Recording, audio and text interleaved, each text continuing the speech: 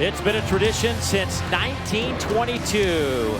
And for the 95th time, it is homecoming here in Athens, Georgia, between the hedges at Sanford Stadium, as today the Bulldogs host the Vanderbilt Commodores, looking for their first road win under Derek Mason. You're watching SEC Network Football, presented by Allstate.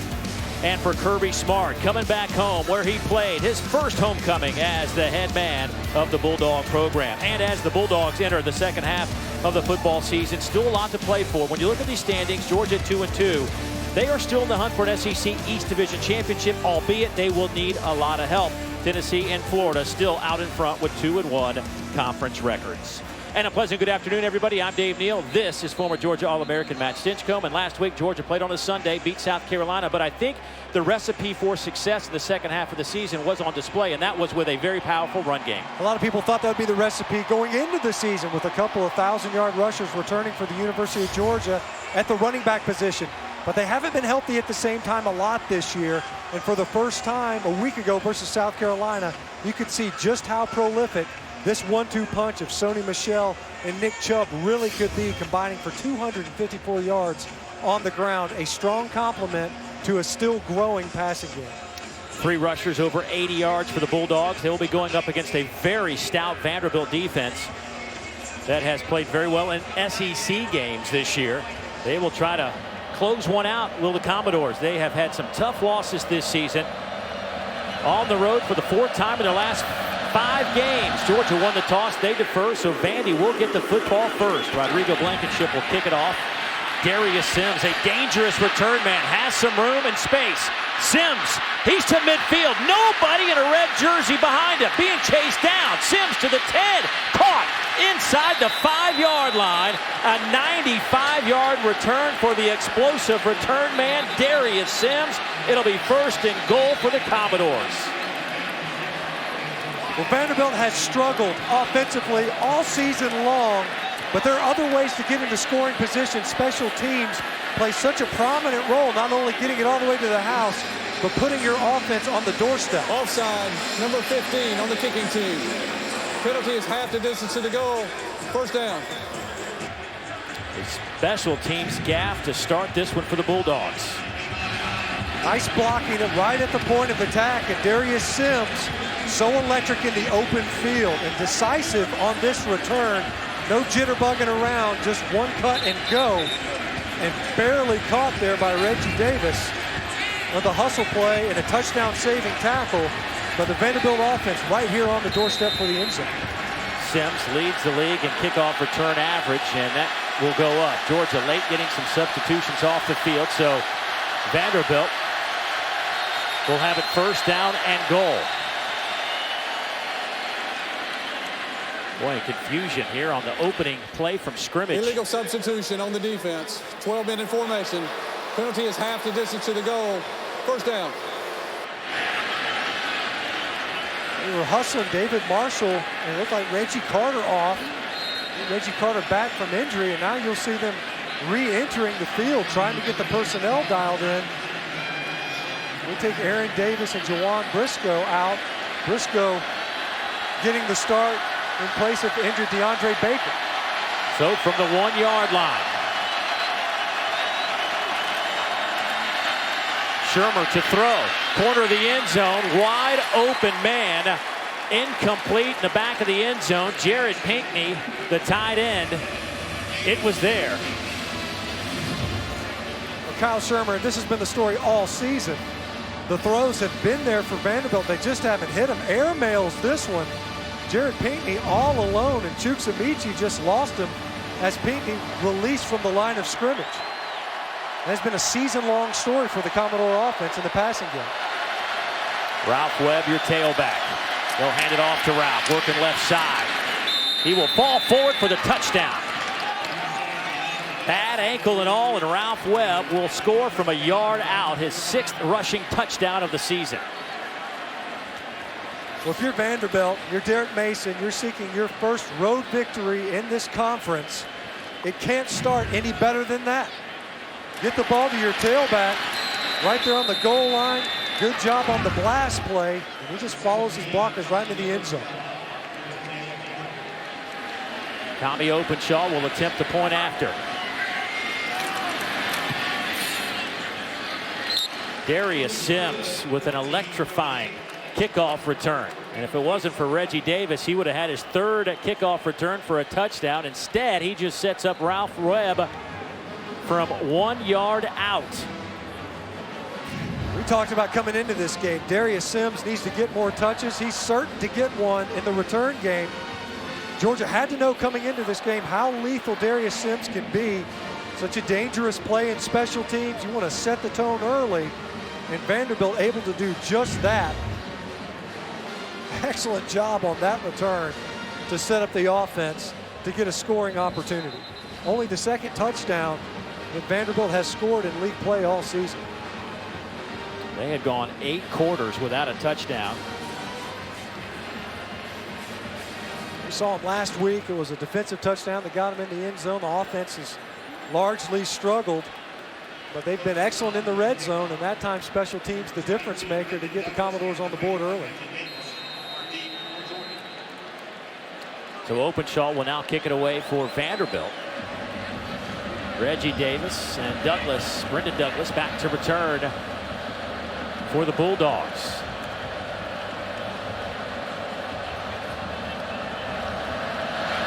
Davis is second in the conference in kickoff return average. He will creep up to around the 11 to return this one. He has a head start. Davis out to the 30, and he will be dropped there, a 19-yard return. Third member of our team down on the sidelines. Let's join her now, Olivia Harlan. Hey, Olivia. Hey, Dave. Well, Georgia head coach Kirby Smart knows his offense now. He said fewer bad things happen when we run the ball. Last week at South Carolina, their run game accounted for 91% of their offense. And a lot of this comes down to their freshman quarterback, Jacob Eason, who coach says has improved week to week until last week's 5 of 17 passing performance. They want to have him settle his feet and maintain his base. A couple good throws can do a whole world of good for the freshman quarterback. Well, you throw it for 29 yards in a game, you wonder about his confidence. They will hand it off to Nick Chubb. He'll pick up 3, but they say Eason doesn't lack for confidence.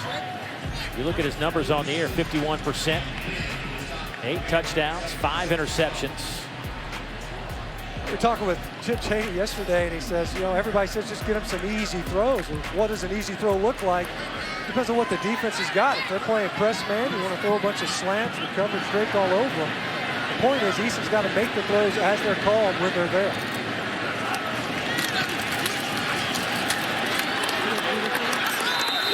Chubb will be stuffed right at the line of scrimmage. Zach Cunningham, the SEC's leading tackler, leading the charge for the Commodores. Now his 63rd tackle on the season.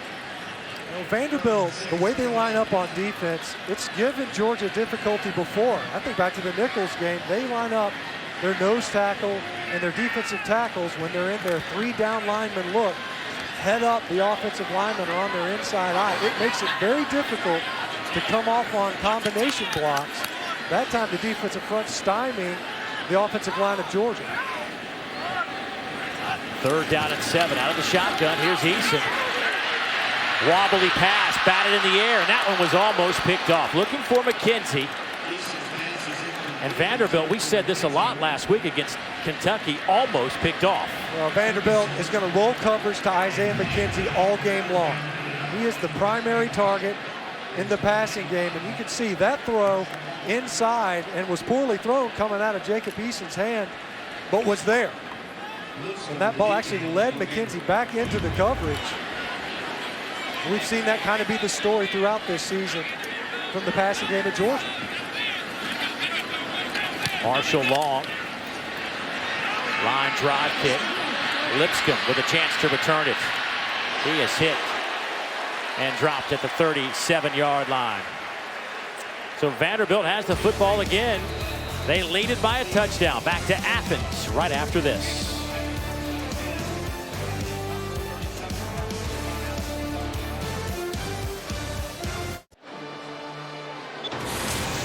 You're watching Dr. Pepper's Road to the Championship in Athens, Georgia on homecoming. Vanderbilt off to a 7-0 start. Give It was an explosive kickoff return by Darius Sims that set Ralph Webb up from 1 yard out. And Vanderbilt's defense held a 3-and-out, forcing a punt. And here we stand. Vanderbilt with their second possession of the game. Kyle Shermer, the sophomore out of Philadelphia, running the show for the Doors.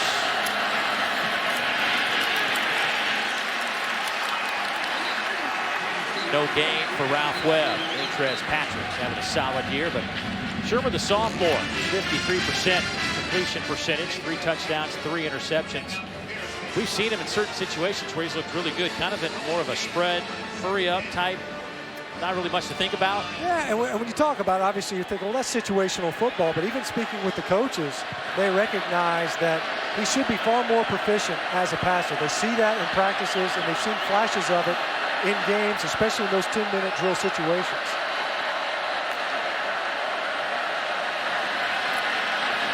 Has plenty of time to throw. Comes near side. That pass is caught. Goes to Sherfield. Let's go downstairs to Olivia. Dave, the Georgia defense without cornerback DeAndre Baker today, right ankle sprain. He tied a team-high 7 solo tackles last week, and Coach Smart is frustrated because he says he was just starting to play well. Also in the Georgia secondary, safety Dominic Sanders struggling with a shoulder injury, but he is playing. No contact in practice this week and was wearing a protective shoulder strap. He looks good in warm-ups. Bad news for the Georgia secondary. Yeah, already a pretty thin group as it is. 3rd down, and let's call it 2.5. Play fake. Once again, plenty of time. Shermer overthrows his intended target. McElwain, the fullback, slips out of there. Dom Sanders on the coverage, and now it's a punting situation. But Shermer having all day once again. Georgia having trouble getting some pressure on the quarterback. And it's a boom or bust type of proposition because you're in 3rd and short, and because of your personnel grouping, you're guaranteed a couple of man-to-man matchups on the outside. But you can see the difficulty that Kyle Shermer has had all season long connecting on the downfield throws. That time really nowhere to go with the football. Boy, end over end kick by Sam Loy, and that one will sneak into the end zone, so Georgia will get it out at the 20-yard line.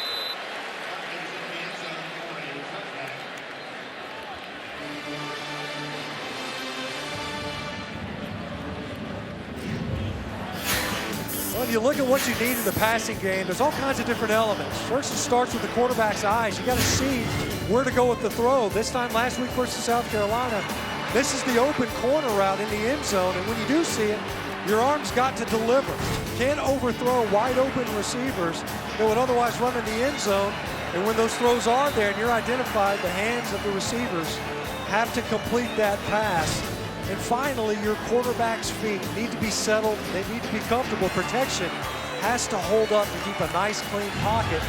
Failed Easton last week in those elements last week versus South Carolina. Blazevich goes in motion. Little toss sweep to Chubb. Not a whole lot of room to run, maybe a yard. Oda Yingbo on that tackle. You mentioned those throws, and on that last series for Georgia on the 3-and-out, this was a throw from Eason. Into coverage that time, and of course, defenders had to recover. They actually got tangled up in coverage. Opportunity to hit Nauta over the middle, but locked in the 39th time Isaiah McKenzie's been targeted in the passing game. The Commodores are certainly going to be keyed into him in coverage. Sony Michel now into the game. Here is Sony, a little running room out to the 25, give him 5 yards. Dorian Ferguson on the tackle. Right now, Vanderbilt doing an excellent job of not only holding the point of attack, but Georgia is trying to pull offensive linemen, and the pulling guards are having to bubble their pull. They're having to get deeper into the backfield because of Adam Butler, Nephi Lelau, and others on the interior portion of this Commodore defensive front, pushing back against the offensive line. Godwin comes back and forth in motion. He'll slide across the middle and gets lit up. Incomplete pass. Ryan White with a big hit. But another punting situation here. Boy, Godwin, a little guy at 5'11", 180 pounds. You run around over the middle, you're going to get hit. That's got to be something that you have to be willing to commit to. Terry Godwin heard footsteps on that one, and he did take a shot. Ryan White, who was in coverage a week ago, we saw balls bouncing off his hands. That time with a big collision to deny the completion. Got to come up with that catch and take the shot. Marshall long.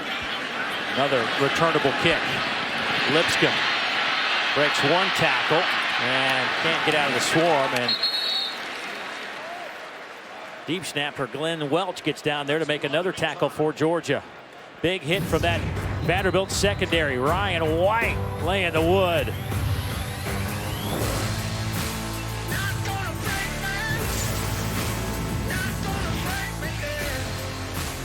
SEC Network Football is presented by Allstate, proud supporters of college football. It's good to be in good hands. And in part by Regions Bank, proud to be the official bank of the SEC. You know, the first homecoming parade was back in 1934 against NC State. The first homecoming game was in 1922, however. UGA, big part of the parade downtown Athens last night. We'll have more on UGA. Day in the life of UGA on a game day. We should all be so lucky. Yes. Yes. Yes, we should. Vanderbilt, first down and 10, just inside the 35. Shermer over the middle. Pass is dropped right at midfield. Elijah Lipscomb hit by Dominic Sanders. It'll be second down and 10. Dominic Sanders playing hurt. Has been for a little while now. He's got a shoulder issue sliding in and out. But that time a clean hit. Hitting right through the catch. More of a glancing blow, really. Lipscomb has to find a way to make that catch for his quarterback. Corey Blasingame in at running back. The big fella working the left side. Cuts it back up. Give him maybe 4 yards. Take a look at this Vanderbilt offense. They've got a couple of good tight ends as well on this Vanderbilt team. They like to use 2 or 3 of those in their offensive sets. Nathan Marcus probably the most versatile among the group. We've already seen Jared Pinkney targeted in this game in the end zone. A missed throw by Shermer on that opening possession. He is more of the receiver, more of the move tight end. Marcus is better at blocking and is also a viable receiver in the passing attack. Third down and 7 now.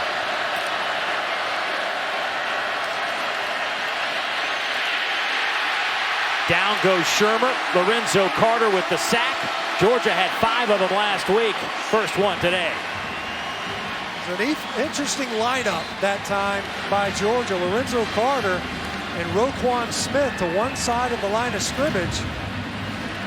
You see Lorenzo Carter, he's standing up right there. Aaron Davis, and he just kind of delays. And he gets lost in the shuffle. The protection forgets about him. Roquan Smith following in there as well. Lorenzo Carter able to get home. Another element that has really derailed the Vanderbilt passing attack has been protection issues, and specifically because of all the third and long situations they find themselves in. 14th sack allowed this year by Vanderbilt.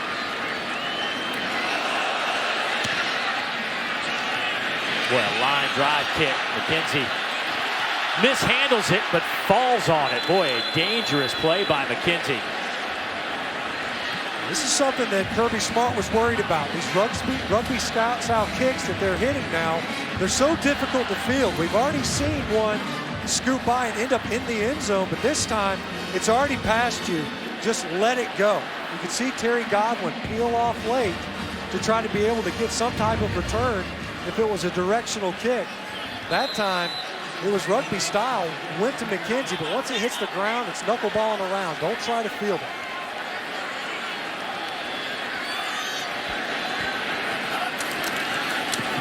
Eason slings it out to the far side. Pass is caught by Riley Ridley, the true freshman. Brought down by Bryce Lewis. He'll pick up 16 yards, and for Ridley, just his 3rd catch of the season. been a relatively quiet season for Ridley. A talent that they see a ton of upside in, but that time a run-pass option for Jacob Eason. Tagged that run, and he's stuck with the pass. Boy, then a false start out on the outside by False Reggie start. Davis. 81 offense. 5-yard penalty. Still second down. First down. You know, back to Ridley. His 2 catches coming into this game were both against Tennessee. And, of course, the huge 47-yard grab that gave Georgia the lead briefly before the Hail Mary that ended it all. Certainly a talented young man, a guy that they're going to try to get the football to more often. That pass caught by Javon Wims, a junior college transfer. Big body. Javon Wims, a guy that, like him over the middle, provides him a bigger target amongst what is otherwise a relatively small receiving core. Back-to-back throws. Reggie Davis jumps off sides on that previous snap. That was going to be a first down pass. That's just a 3rd catch of the year as well for Wims. Right now, the play calling opening up. The first 2 possessions, trying to run the football on 1st and 2nd down, now throwing. Run it here. Here's Chubb. He'll have the first down inside the 45 of Vanderbilt. 13 yards for Nick. Tarpley drags him to the turf. Nice vision and patience that time. Counter that time with Jeff Blazevich sealing the edge. And Nick Chubb recognizing there's not going to be crease on the inside. Bounce it outside and pick up some of those perimeter yards. See Georgia do a lot of this. This is looking back to the sideline out of their 11 personnel. Make sure that you get the right play call.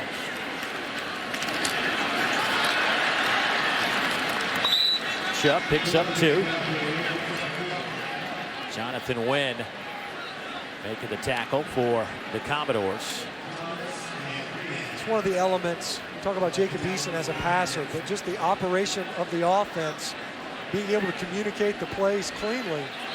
If they do this freeze cadence and look over the sideline, guaranteed that everyone's on the same page. Another strong throw to the outside. Chigbu to the 30-yard line. That's another Bulldog first down.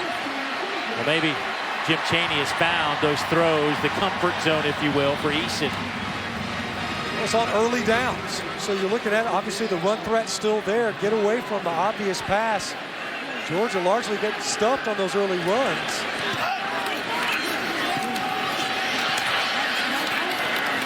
Sony Michel picks up 2.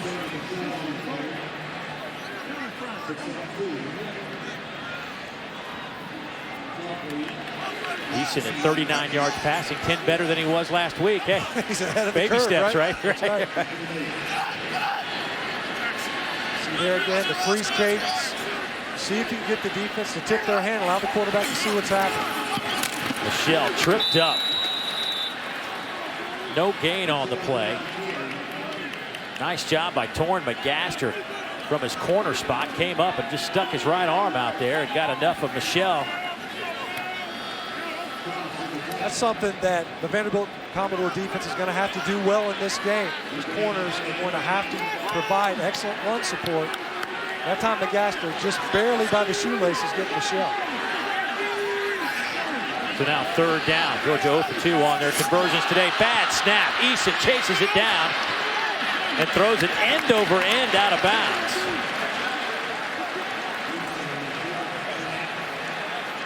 Cablano's had a tough start to this game.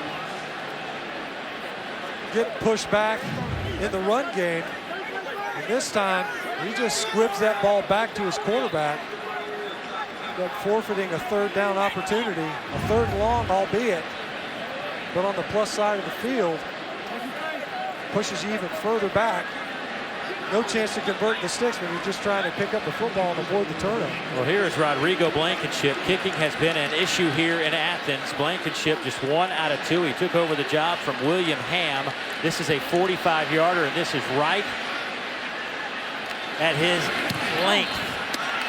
On the way. Kick is good.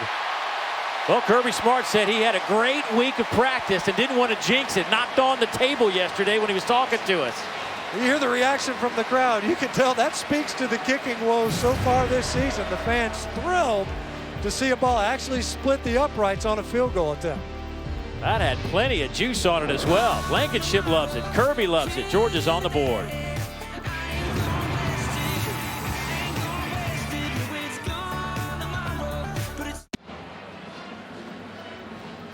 Celebrating its 12th year sponsoring the Good Hands Field Goal Nets, All-State makes contributions to participating universities' general scholarship funds for each field goal and extra point kick. Since 2005, All-State has donated millions in scholarship funds.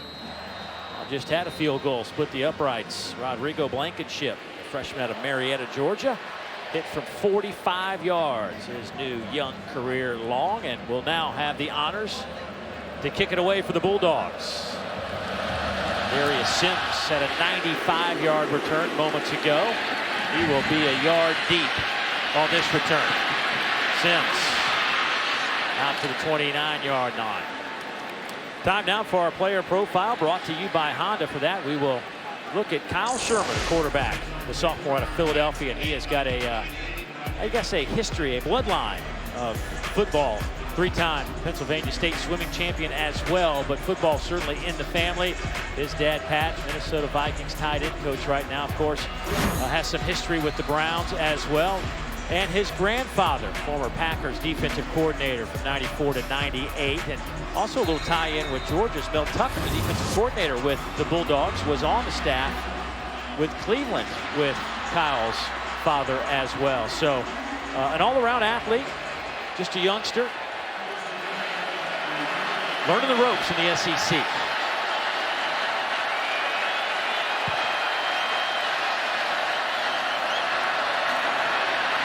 Ralph Webb out to the 34-yard line. Gain of 5. Man, how long, in your eyes, does it take a quarterback to really get comfortable in this league?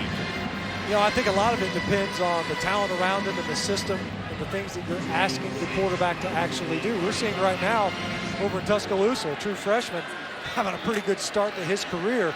But part of that's a function of a defense that will get you the ball back, if not get it into the end zone for you, and also a system that can be friendly to your skill set because you're a team that doesn't have to work. Blasting game. Now in the Wildcat formation, they sent Shermer out in motion. Flag comes down.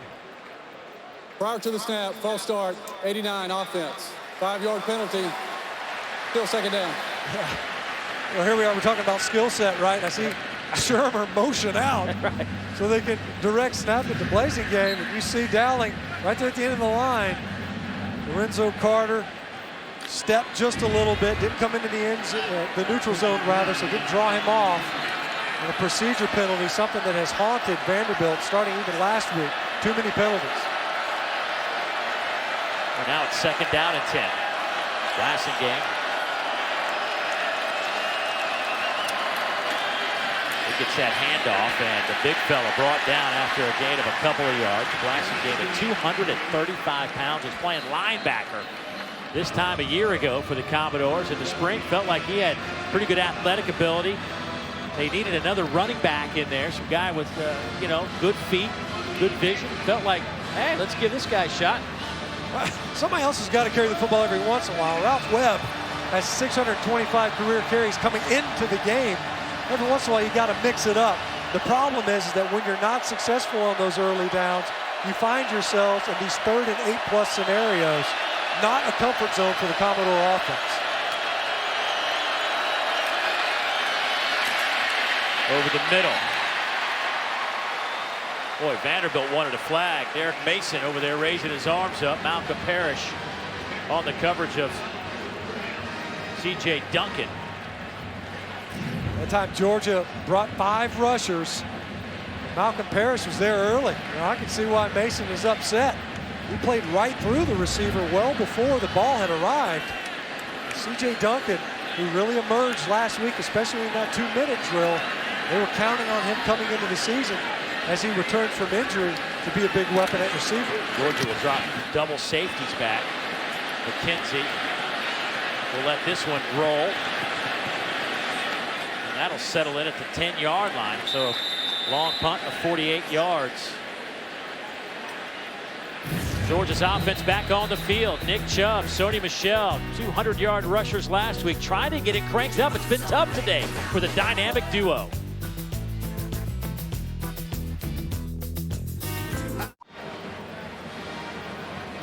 Bulldogs on an overcast Saturday afternoon between the hedges, trailing Vanderbilt 7-3. Commodores looking for their first road conference win under Derek Mason, 0 for 9. Would love to sneak out of here with a win, but a long way to go. Bulldogs offense on their last drive. Saw Eason kind of sling it around to the perimeter, some quick slants. Probably their best offensive possession in this young game. You're throwing the football early on early downs, allowing Jacob Eason to get some quick throws. Little speed sweep, McKenzie. Their most dynamic player offensively picks up 17 yards. That might be the best type of pass you can throw. High percentage, doesn't get fielded cleanly, it counts as an incomplete, but get the ball to your playmaker and Isaiah McKenzie, and there at the end of the run, you see him securing that football, trying to make sure he doesn't spit the football, put it down out there on the floor, but a playmaker in number 16, you can see why Coach Chaney, he references him as like a toy. You do so many different things with him. Just don't break my toys, says. That's right. Boy, that handoff to Chubb going nowhere. Boy, Georgia, you know, that's been, you know, one of those things with the Bulldogs. It's been kind of weird. Like last week, it looked like they handled the line of scrimmage very well against South Carolina. Then there have been games like Nichols, for instance, where they couldn't move those guys at all. Well, you know, and that time, basically they were trapping the nose tackle. And Nick Chubb's got to try to bend it back behind the block. You could see what Christian Payne from his fullback position was winged off of the tackle, and he was just going to blow up that nose tackle. Instead, it ended up being a tackle for loss. Here's McKenzie. Boy, how about that little shake and bake? He picks up 14 more yards, but Gaster finally brings him down. There's a quick throw to your playmaker once again. 2 out of the last 3 plays. Get it to 16 early. He's such a lethal return man that if you can get him the ball, he can make people miss and pick up those yards after the catch. Good job in protection by Tyler Catalina as well. Nice cut block to open up that passing lane. McKenzie with a couple of 100-yard receiving games this year against North Carolina and against Missouri. There goes Chubb. Nice job at Cunningham and Juwan Williams. No gain on the play. Cunningham is a tackling machine for this Commodore defense. But you mentioned it. Juwan Williams that really created that play, funneling it back to big number 41. Well, Derek Mason got a 95-yard kick return, set up his offense inside the 5-yard line for their first touchdown of the game. Georgia responds with a 45-yard field goal. 1 quarter is in the books.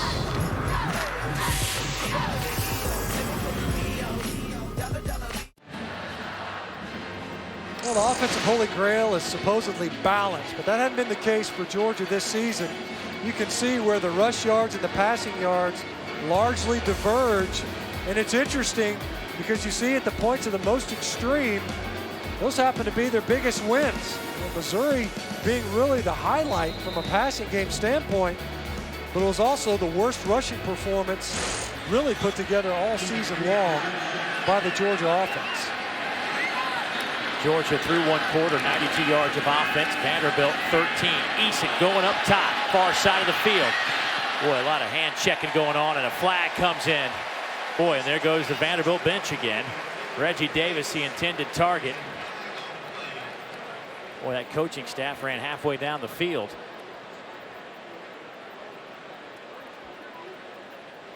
Just looked like a lot of hand fighting. Maybe I missed something early. Yeah. Pass interference on the defense, number 31. Penalty is 15 yards from the previous spot. Automatic first down. I'm with you, Dave. I mean, from where we are, it did look as if they were hand fighting all the way down. You see Herndon, both he and Davis, and what it was, I think, right at the tail end, you see him grab Reggie Davis's jersey. You see that jersey come back just a little bit, see him turn his shoulders. And I think that was probably what triggered the call, but we've seen You know, on the previous Vanderbilt possession, their entire sideline erupting of what looked like a clear pass interference. That one far more nuanced. Well, quick toss out to Chubb. He's trying to turn the corner, just can't do it. Well done out there by Ryan White, trying to stretch it defensively, and he does so. That's one of the best perimeter runs that Georgia has. Toss, crack, getting your tackle out in space, but a big body versus a little body. And watch Ryan White. Kid took physics in high school. He said, look, man, I'm not going to take you up high. I'm going to chop your legs down and create a pile. That's exactly what he did. That's what created the play. Now Sony Michel will get the handoff. He's coming to the right side. And he has nowhere to go. Look at all the white jerseys. You can see him flowing right now. And the challenge is you got to get the defenders pinned inside and get hats on the perimeter players. Your receivers have to hold up in the blocking scheme. That time Isaiah McKenzie, a great playmaker with the ball in his hands, wasn't able to maintain the block. You see the pin block there, defeated almost right away. Both illegal linebackers motion, number 83 running downhill. on the offense. That penalty is declined. Third down. They're calling is Jeb Blazevich, who came in short motion. Actually, it should have been called on, I believe, Charlie Warner. He ended up advancing towards the line of scrimmage before the ball was snapped, and now you're 3rd and 10 plus. 3rd down and 15 for the Dogs. Eason, straight drop. In the air and caught. Riley Ridley will have the Bulldog first down at the 25-yard line, a 26-yard pickup. It bounced off the tight end, Isaac Nauta. Well, Nauta's become the 3rd leading targeted receiver.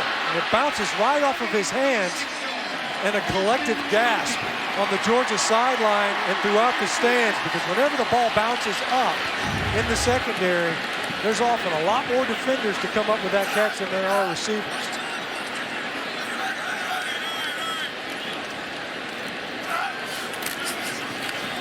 Sony Michel bounces off a couple defenders inside the 20 down to the 18-yard line. Give him 8 yards.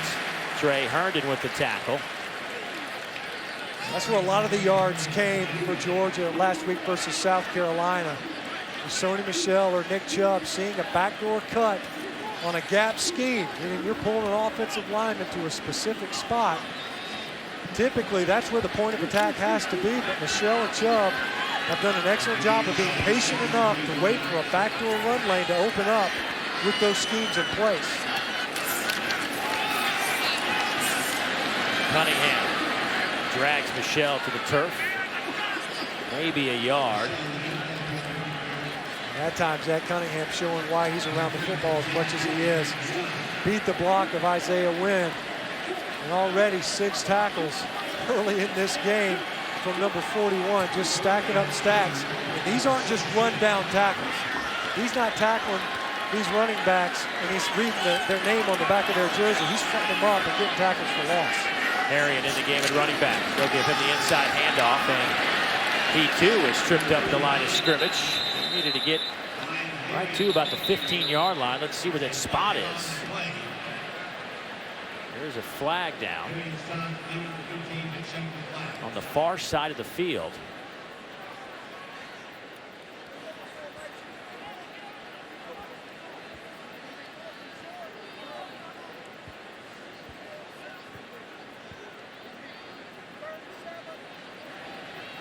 Looks like they're asking Derek Mason about the penalty, so maybe against the Bulldogs.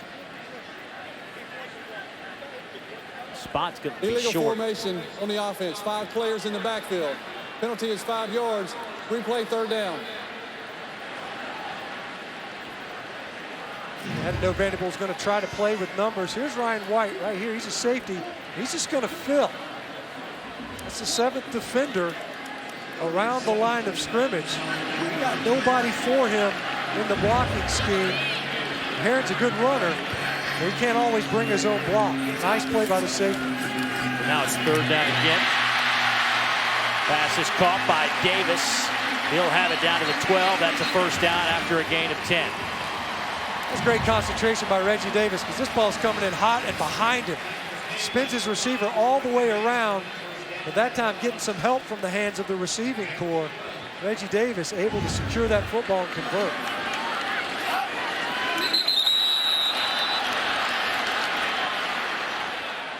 He's talked about that freeze cadence. False start, 77 offense. 5-yard penalty, first down. Quarterback will get up there. Say set hot, see if the defense will tip their hand, show maybe a stance. Watch all these guys right here. They didn't get the memo. They hear set hut. We could hear it all the way up here in the booth. The left side of the offensive formation decided they were going to go ahead and run a play. That is the 6th penalty against the Bulldogs here in the opening half, and we still have 11:20 to go before halftime. Going to the end zone, a little too high, and maybe a little hot for Riley Ridley. Vanderbilt only brought 4. The protection was nice and clean. That time, Jacob Eason trying to find Ridley. That corner route right there towards the back of the end zone, a little high, a little too hot. Drop it in there, and perhaps he's able to corral that pass.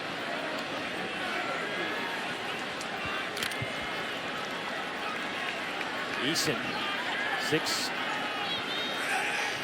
7 out of 11 for 106 yards. Here's Chubb. Almost broke the tackle, couldn't quite do it. Couldn't get out of the hands of Ryan White. Picks up 5 yards. That play was set up again, though, by Trey Herndon, who takes on the pulling guard this time. Isaiah Wynn on the perimeter, creates a pile.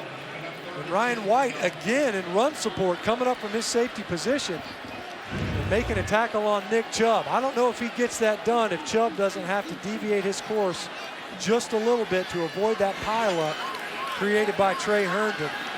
It was a smart business decision by both those defensive backs. So 3rd down, here's Eason again. Steps up in the pocket, and he is hammered at the 5-yard line. Ladarius Wiley met him right at the 5-yard line. He needed to get down to about the 2 for the first down. He takes a shot. I mean, that is a big hit from Ladarius Wiley. Looks like he was thinking about giving himself up. We'll probably take another look at that shot because it was certainly above the head, in the head and neck area. I don't know if necessarily it was with the crown of helmet or not, but it looked like Eason was thinking about sliding and then just didn't execute it there towards the end. Blankenship from 22 splits the uprights. So Blankenship, 2 out of 2. Makes it a 7-6 game. 9:43 to go in the second quarter.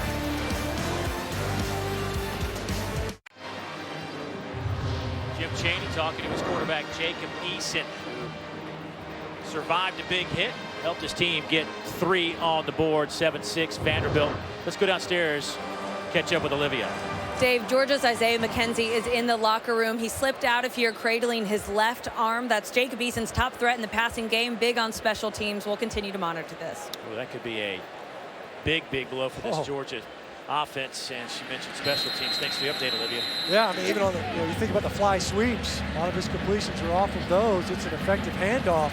It stretches the defense sideline to sideline. That's that offensive toy that Coach Chaney might not have available now.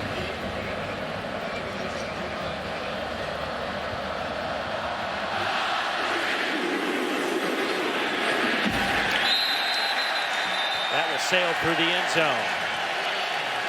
Time now for our good hands play brought to you by Allstate. And we'll go back to that last drive, and boy, Georgia a benefit of a nice tip ball, the tip drill. That's right, sometimes you need a fortuitous bounce to keep a drive alive. We already saw a pass interference call help extend that drive as well. The Georgia offense very much out of sync so far in this game, although you look at the way that they played the last couple of drives, able to pick up some yards and at least get on the board. It's a pretty tough start. Vandy's offense, since that opening touchdown, they've had 3 drives, 9 plays, 11 yards, and 3 punts. But they lead by a point. Over the middle. One pass is caught out over the 35 to the 37-yard line by Caleb Scott, a gain of 12. Seen a lot of first down passing from Vanderbilt in this game. Throw the football when you want to versus when you have to. We've seen so much this season where the Commodore offense forced into obvious passing down, stresses your protection, and largely tips your hand because you don't have a mobile quarterback in the offensive backfield. You know he's throwing from the pocket.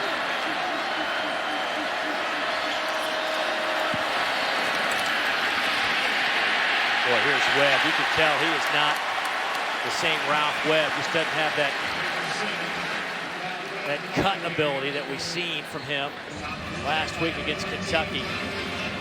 Twisted an ankle late in that game, and it was a nasty-looking twist. Didn't come in for that final drive.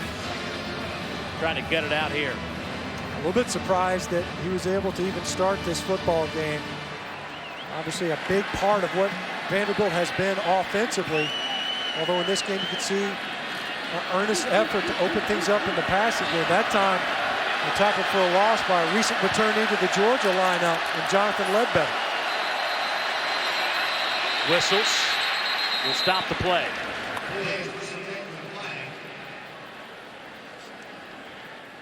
False start on the offense. All 11 players weren't set prior to the snap. 5-yard penalty. Still second down. Now these are the things that Derek Mason talking to us about this week that he just is so frustrated about. They're not big penalties, and that you don't see. They're not personal fouls. They're not the 15-yarders. It's illegal procedure. It's an illegal substitution. We saw a couple of delay of games last week where you're thinking these are the types of mental errors that are totally unnecessary. They don't have enough margin to forfeit 5 yards at a time.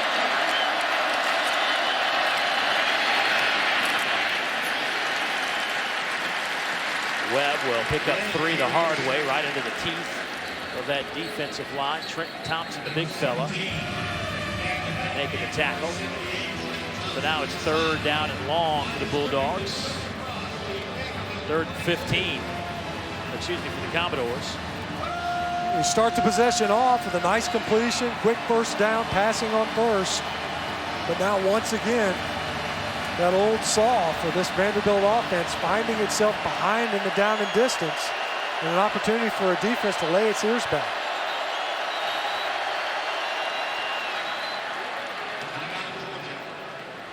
Timeout, Georgia. They're first. Like there was some confusion. Maurice Smith, usually the nickel cover man for that Georgia defense, couldn't quite get communicated to his fellow defenders what it is they were trying to get done. A quick timeout from the sideline. Hey, this college football season, stream every game live on the ESPN app and on Watch ESPN. Download the app or visit watchespn.com today. Boy, good look at Sanford Stadium. Homecoming, 92,000. Just a little over 92,000 capacity crowd here. Interesting that they list largest crowd in the history of this building was their spring G-Day game last year, 93,000. We were here for that. And I'm pretty sure that game did not count in the standings. We had the scoreboard and everything, but that was quite a crowd. I don't think it was just limited to 93. It was standing room only right there. And again, substitution issues for Georgia, running players off late. On a 3rd down and 15. Carter already with 1 sack. You can give him 2.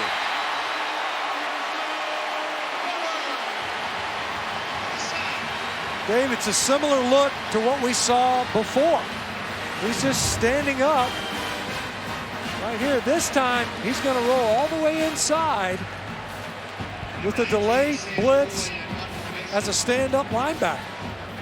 And once again, against the slide of the protection, where the offensive linemen are working one direction, and he just waits long enough for their blocks to get set and then comes into the backfield for a second sack. Oh, bobbled snap. Loy in trouble. Carter almost had him. Couldn't hang on, and then he gets the kick away, and it's a beauty. Godwin couldn't field it, and it ends up inside the 15-yard line. And everybody on the Georgia bench just shaking their heads like, what just happened? There is a flag back at the line of scrimmage. It was a 61-yard punt.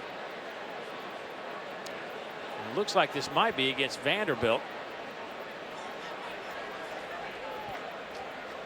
Illegal formation on the kicking team.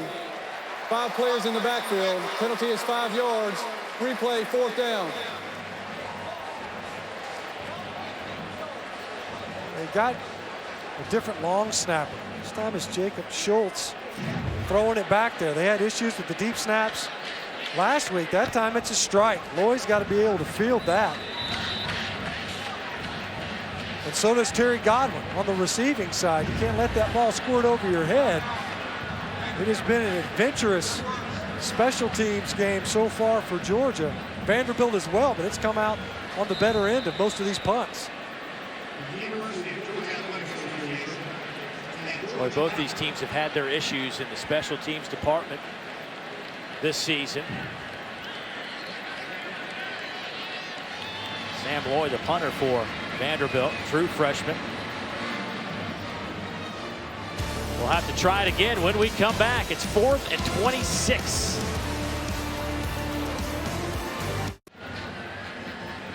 Well, Vandy's had some punting issues. They've had a couple of punts blocked. They've also had 4 snaps mishandled now with that last one. And it was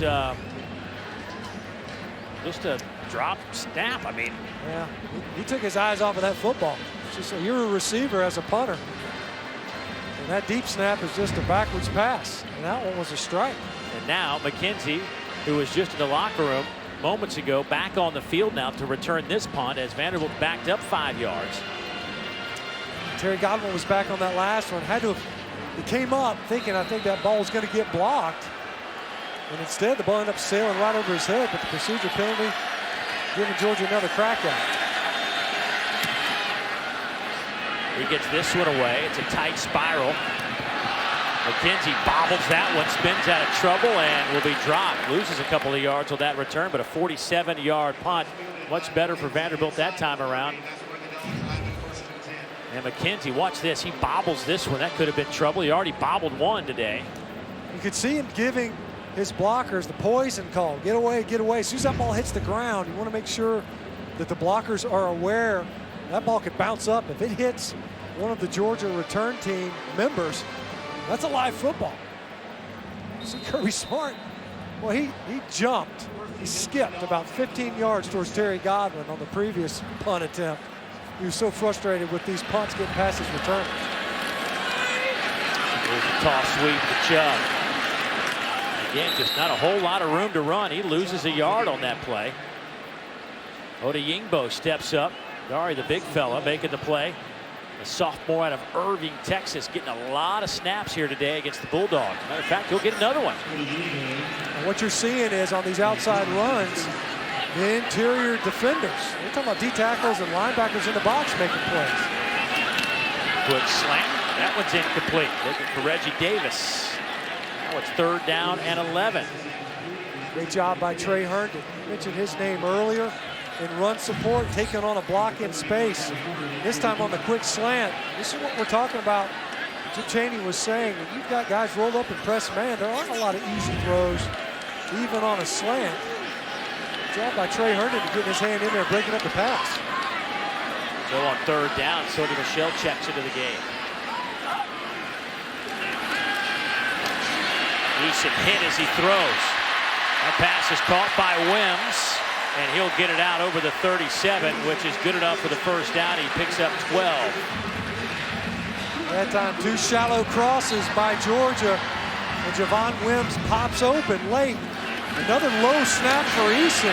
Good job fielding that football and able to get your eyes up quickly and find Wims as he came across the formation. Here's Michel. Tough run. Talked to him yesterday in our meetings. Had that broken arm in the offseason. Where's that brace, that cast on that left arm? Says he really doesn't need it, but he says, you know, I'm just not ready to quite take that off yet. Doctors have cleared it. Got a pin in there. He's got a lot of support in there. I tell you what, that number 1 is an optical illusion. That's a big, thick body. Drive for the first down. Here's Michelle, picks up 4, going to be a little bit shot. You asked him, he said, you've been through security yet at the airport with that pin in your arm? Yeah, they have their off weekend coming up. He says, I'm going to try it out this weekend, see how it goes. He's got a hardware store in his forearm now. There's a lot of metal floating around in there.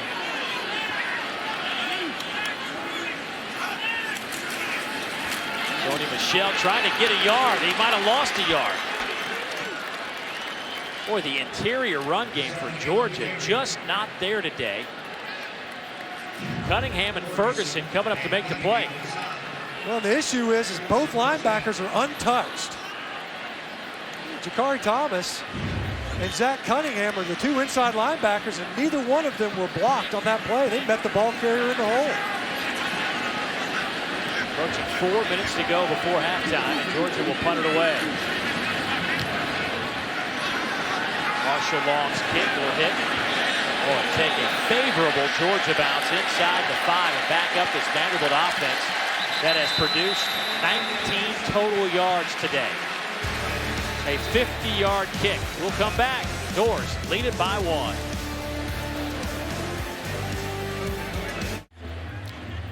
Doors up by 1. Stintz, let's go back to that last 3rd down and 1 by the Bulldogs. Yeah, I talked about how hard it is to get hats up to the second level. Watch these 2 inside linebackers and then the edge defender. Ferguson's going to turn Sony Michel back inside, and both linebackers are unblocked, untouched. And they're waiting for Sony Michel in his own offensive backfield.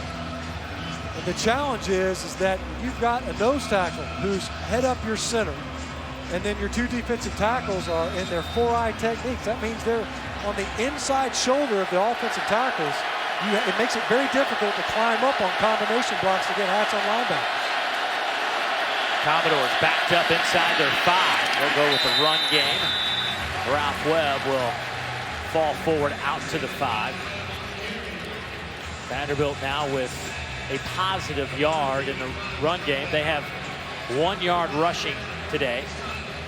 Boy, look at their drive chart today. It opened up the game with a 95-yard kickoff return that set them up to the 2-yard line, where Ralph Webb took it in from there. And that's it, pretty much. The best offensive play was in special teams to set up the offense. Darius Sims with the explosive kickoff return. Otherwise, nothing.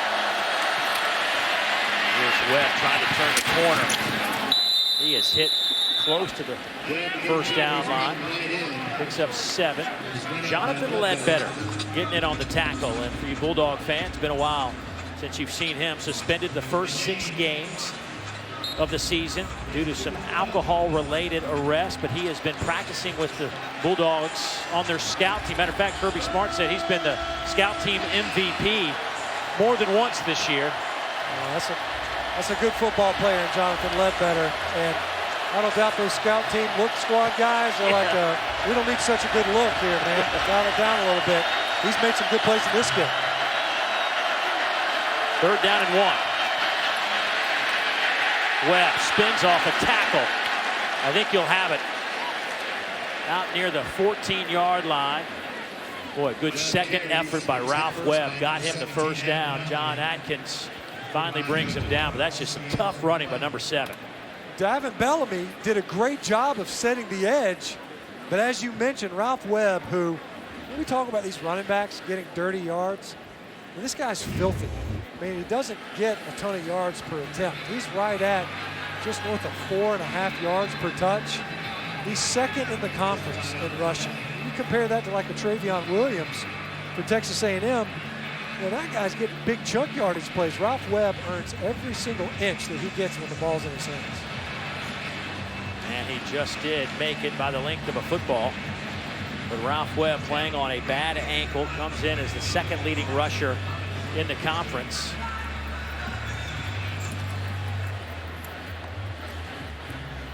And that spin move on a bad ankle too. You got bodies hanging around you, gutting it out. And that was a big first down for field position purposes, if only. Webb staying on his feet. He will They'll get it out over the 20 to the 22-yard line. Pickup of 7.5 yards. Ralph Webb came into this game needing just 400 yards to become the school's all-time leading rusher. Also on pace for the single-season rushing record as well. That time, nowhere to run, no gain on the play. Well, what makes that so impressive, Dave, is it'll take him about 100 attempts at the rate that he's going to get those yards. I mean, there just isn't a ton of explosion plays that come out of that Commodore run game.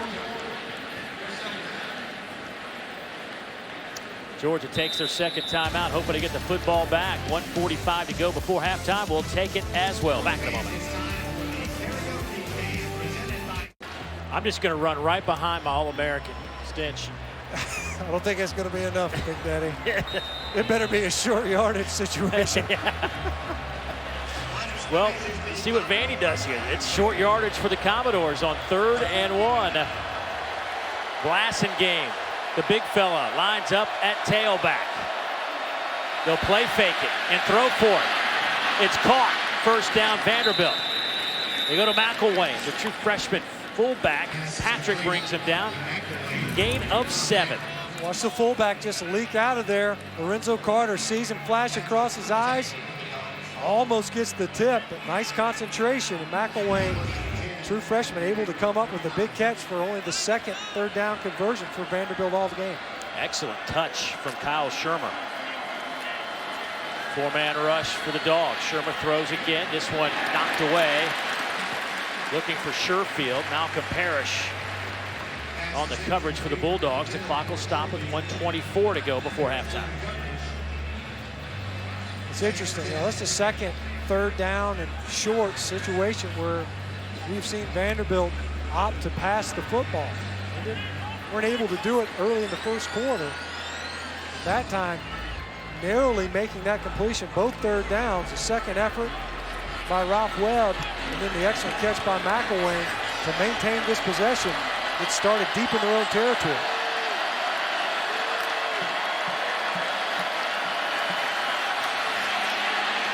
Underneath to Sherfield. He'll have the first down and get out of bounds. He'll pick up 17 yards. That time, Georgia brought the blitz. Natrez Patrick coming in and literally just ran over Ian Pfeiffer at left guard. But Shermer standing strong and tall in that pocket, delivering a football down the field to pick up another first down. And the Commodore offense finding somewhat of a rhythm now, at least staying on the football field and picking up reps.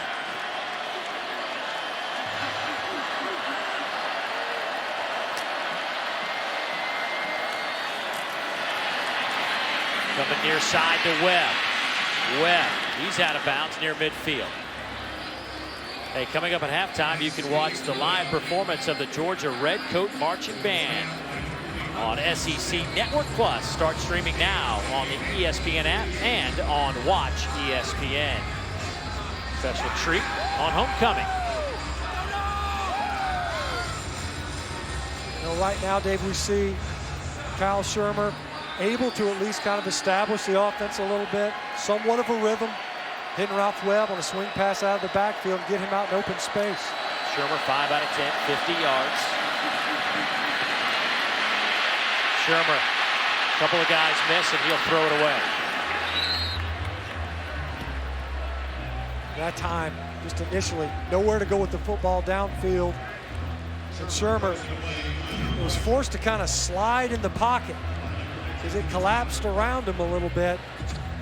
And when he did that, it was right into more pressure. Good job downfield, preventing anywhere to go with the football initially when he hit the bottom of his drop. So now third down and 3.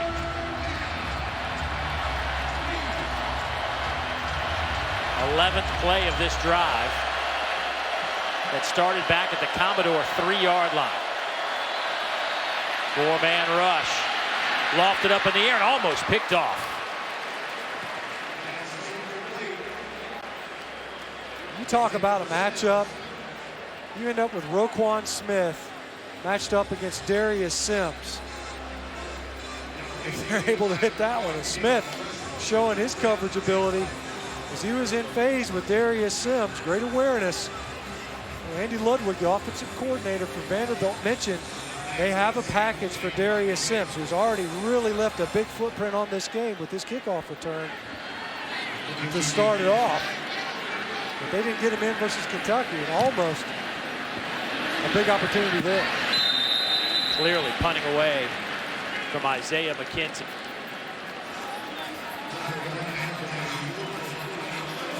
Our full slate of college football rolls on right here on the SEC ESPN Network, with Missouri taking on Florida at 4 o'clock Eastern. Then Southern Miss taking on LSU at 7:30 Eastern time. You can catch both those games live on Watch ESPN and the ESPN app. Well, Luke Del Rio looks to be healthy enough. Austin Appleby was playing in place of the injured Del Rio. Gators trying to get back to playing some football after what was a strange week. LSU at home against Southern Miss, a good Southern Miss team. Inside handoff, no gain. The crowd, some boo birds coming out. Vandy's defense has been pretty salty today. They've been on the field quite a bit, but they have really slowed this Georgia run game down. Only 44 yards on the ground for the Dogs. Well, you know, that's the defensive blueprint versus Georgia, especially last week. Season high totals on inside and perimeter runs. Nothing doing so far in this first half. The Commodore defense really stepping up. Eason will throw. Pass is caught. Reggie Davis into Vanderbilt territory. The clock will stop with 16 seconds. 32-yard pickup. You see Reggie Davis going up and making this catch. Turned around. Had more than a step. Finger torn McGaster. Eason again. Incomplete. 10 seconds left. Wims the intended target. Georgia does have one timeout left. And going right back after McGaster on back-to-back plays. Is he tired? Sub a guy, get another guy in there. And that time, just not enough real estate. The ball pulling Wims out of bounds. Reggie Davis had a little bit more room to work with when he spun around and made the big catch on the previous snap. McGaster gets a blow. Williams in the secondary for the Commodores. Eason steps up in the pocket. He's going to run, and he'll slide down, and Georgia will get the timeout with 2 seconds left.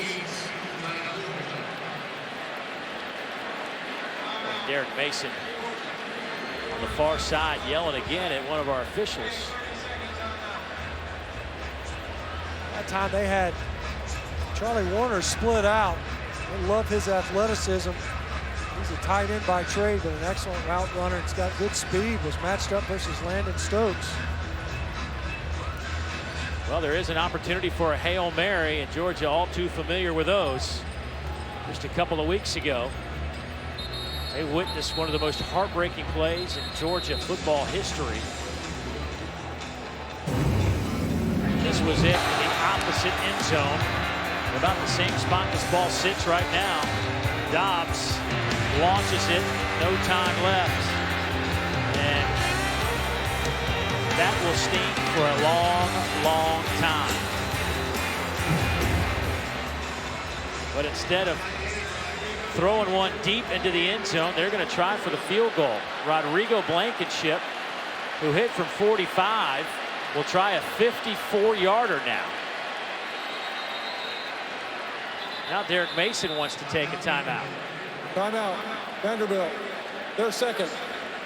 This will be a 30-second timeout. Make sure that the Georgia coaching staff gets to think about this a long time. Obviously, it would be a career long for Rodrigo Blankenship and the adventures of the kicking game. You could see Kirby Smart, initially anyway, is speaking with Jacob Eason's got his helmet on there. And offensive coordinator Jim Chaney. Doesn't look like we're going to see it. Whether or not they were going to run a fake or not, looks like Eason's got an issue with the pinky on his throwing hand. Now Ramsey yeah, will come in. He was the third-team quarterback. Ramsey's had a hand problem as well. you see the tape there on his right hand. So Ramsey will come in off the bench, grab his helmet. He'll hold on this 54-yard attempt from Rodrigo Blankenship. The redshirt freshman. Timeout, Vanderbilt, their third and final timeout in the first half. It'll be a 30-second timeout.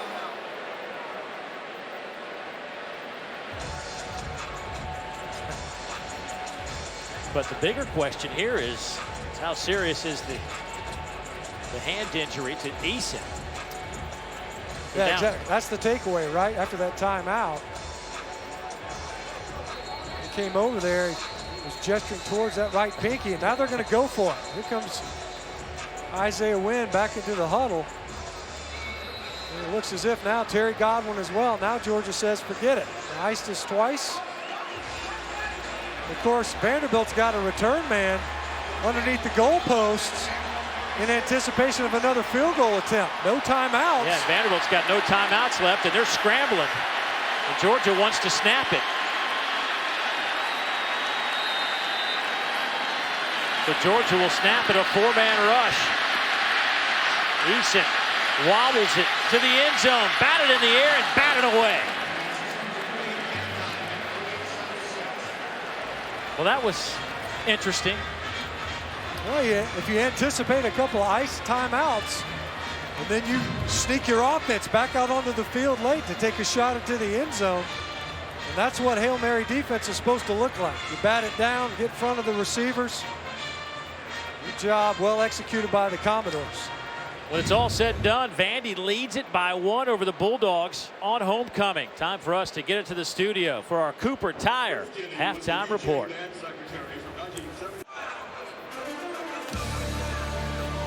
Seven to 6, Vanderbilt out in front of the Georgia Bulldogs on homecoming here in Athens, GA. You're watching SEC Network Football presented by Allstate. Dave Neal back alongside my partner, Matt Stinchcomb. And Matt, after what Georgia did to the South Carolina Gamecocks last week in Columbia, rushing for over 300 yards, 2 guys over 100, Herring with over 80, you thought that maybe we would see more of that. Not the case. No, if you're a big fan of run defense, this is the game for you, because both of those offenses really struggling throughout the first half.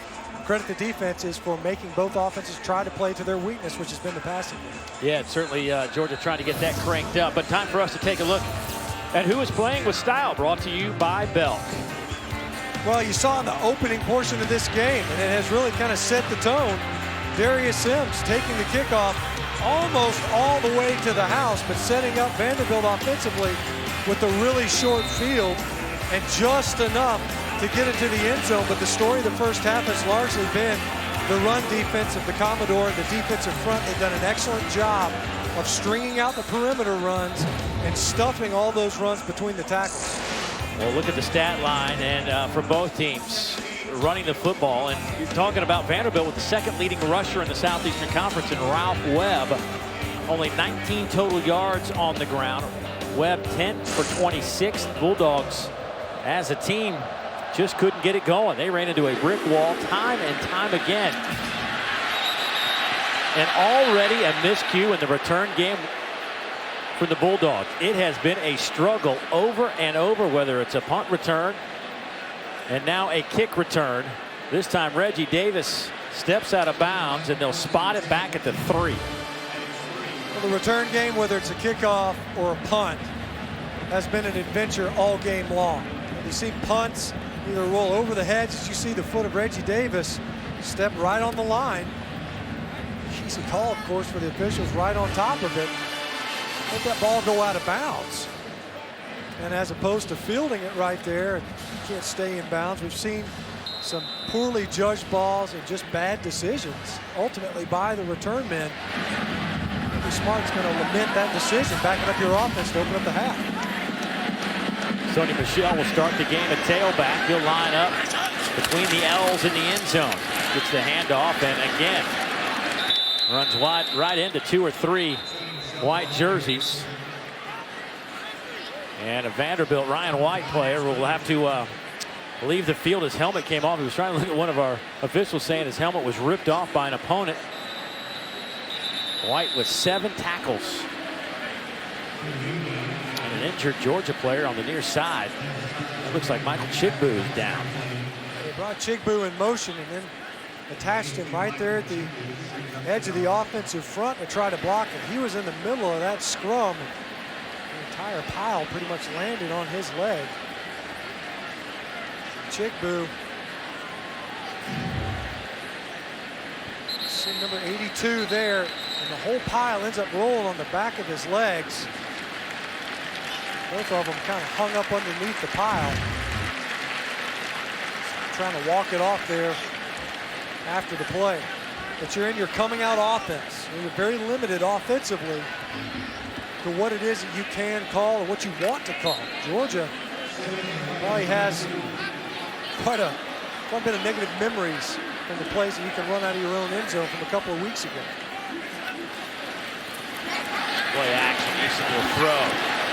He hits Christian Payne, the fullback, and he lost the football, but I'll say he's down, but not much of a gain. Maybe a half a yard. Tarpley comes up to make the play.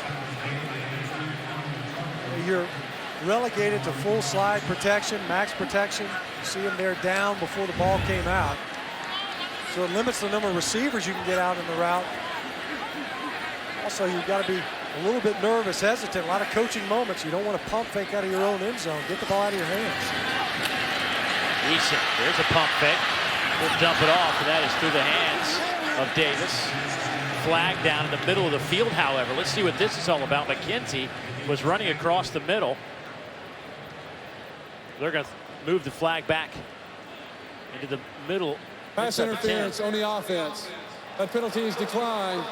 4th down. Boy, talk about a sluggish start out of halftime. You can't, you start the game giving up a big kickoff return.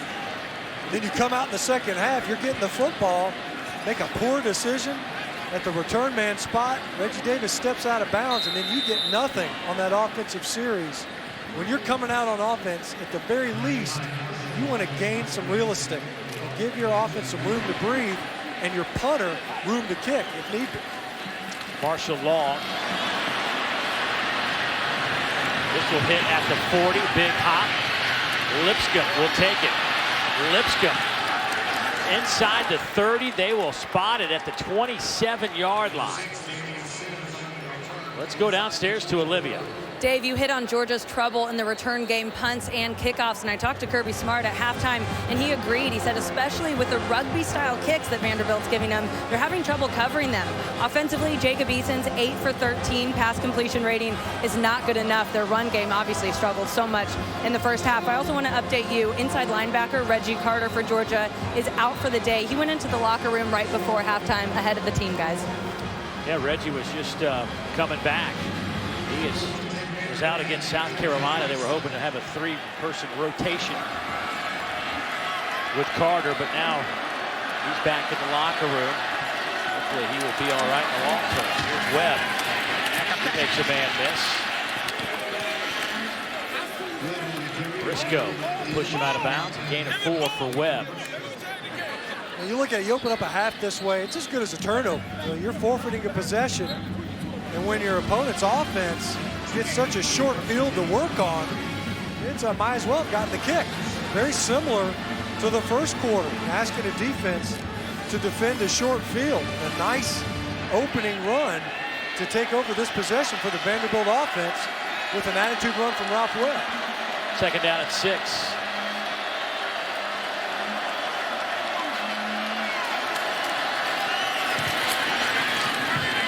Webb to the 20. 3rd down and a couple of yards now. Talk about putting the defense in a bad spot, but also on the other side of course, with Vanderbilt, the definition of complementary football. You have difficulty moving the ball offensively. If you get a big stop, you get a big play on special teams, you get the football back on a short field, your offense is starting in scoring position when they take possession.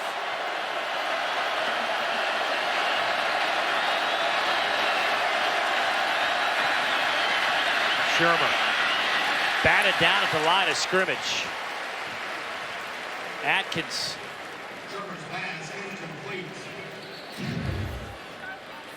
John Atkins in the middle of the screen there. You'll see him get his hands up as Julian Rochester had come free there late. Pretty good protection.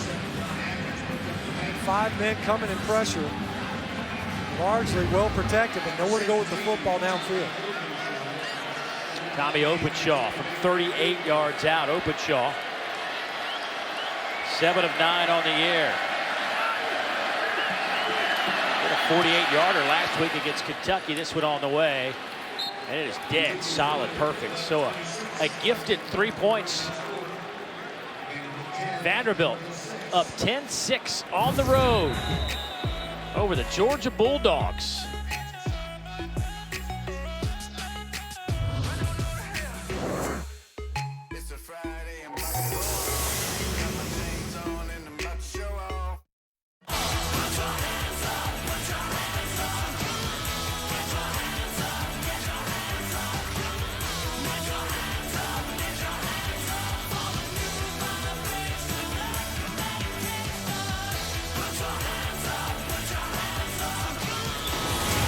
You're watching a Dr. Pepper road to the championship in Athens, Georgia on an overcast afternoon.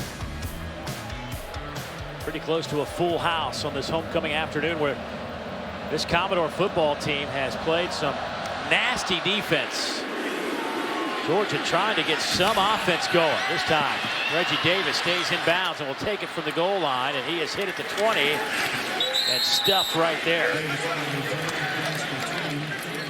Offensively, Georgia has had difficulty running the football. 53 yards on the ground. They've thrown it for 151. Time of possession just a shade over 19 minutes. Vanderbilt's had it for 13.5 minutes. Stinch, put your OC headset on for a minute and just tell me, how do you shake this up? Because obviously what they're doing is not really, there seems to be no rhythm, first of all. Right. Well, and we saw a couple of series where they were throwing on first down and were able to get Jacob Eason going a little bit. The run pass option, and that was probably one of their better series that wasn't aided by penalties. Here's a good way. Get it to McKenzie. Isaiah to the 45. 22-yard pickup. Tripped up by Bryce Lewis. They took it, put him in the toy shop for a little while, got him all mended up. They got him another touch, another reception, we'll call it.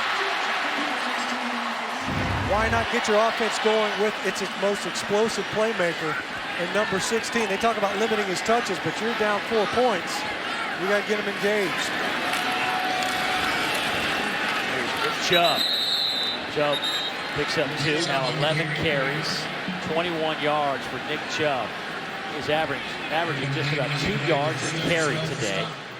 It's after that fantastic game of 16 carries, 121 yards, and two TDs for South Carolina.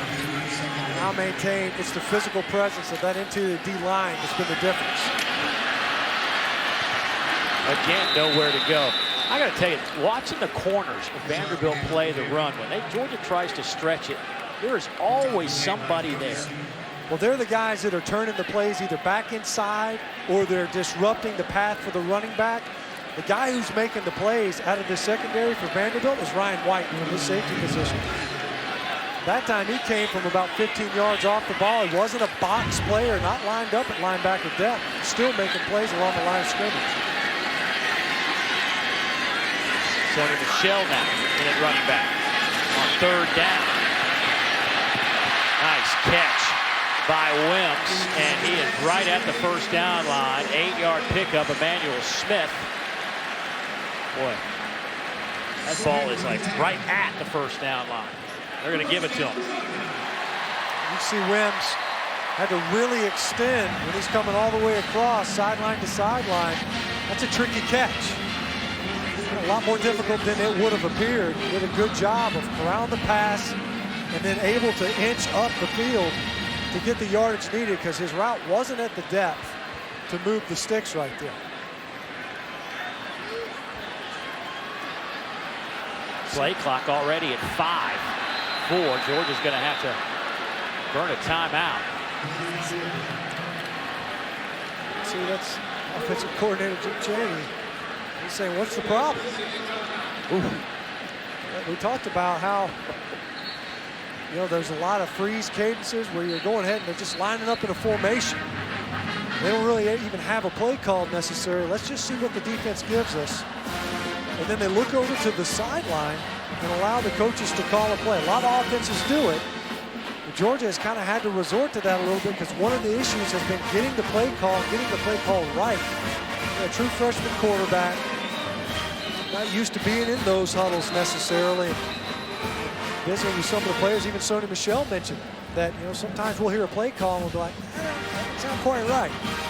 And sometimes portions of it in what is a wordy offense, they get kind of transposed. So because of that, you want to make sure that you get the play call right. That time, you end up having to burn a timeout.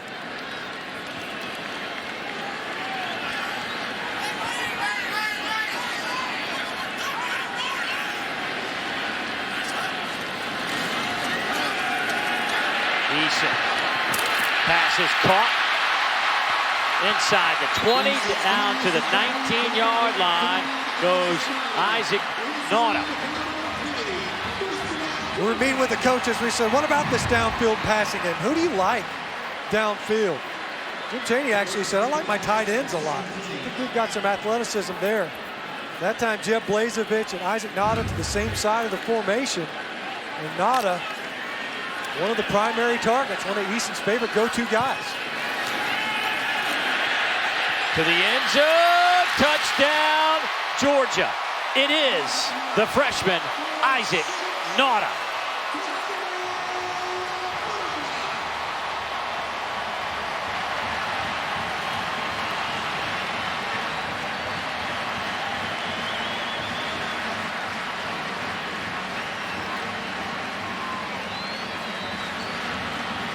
It worked once, why not go to him again? It's easy, that's the weapon that a tight end can be. They're a blocker in the run game. They can be lethal as receivers. They line up there right attached at the end of the line of scrimmage and easy to get lost in the coverage.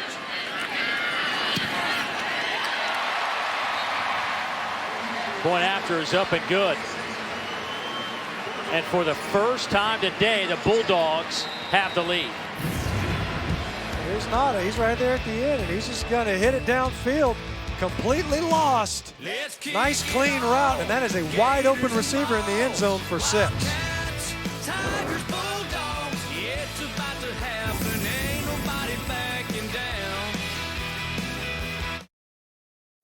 SEC Network Football is brought to you by Dr. Pepper and Dollar General, making smart plays this football season.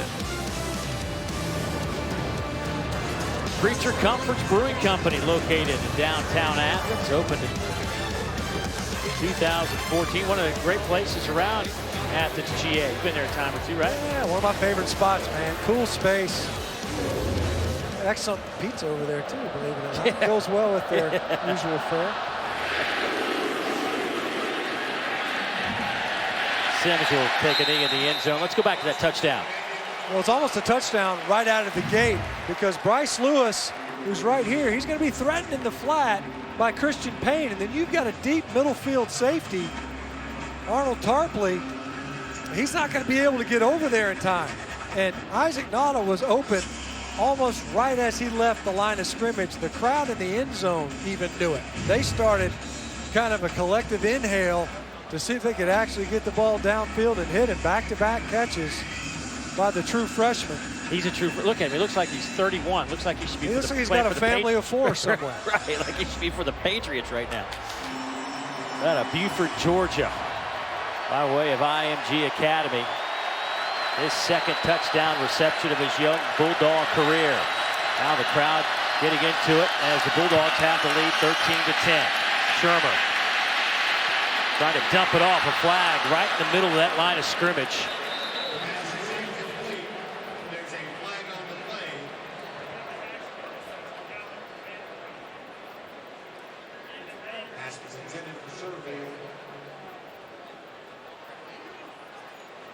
Personal foul, hands to the face on the defense, number 5. 15-yard penalty from the previous spot, automatic first down.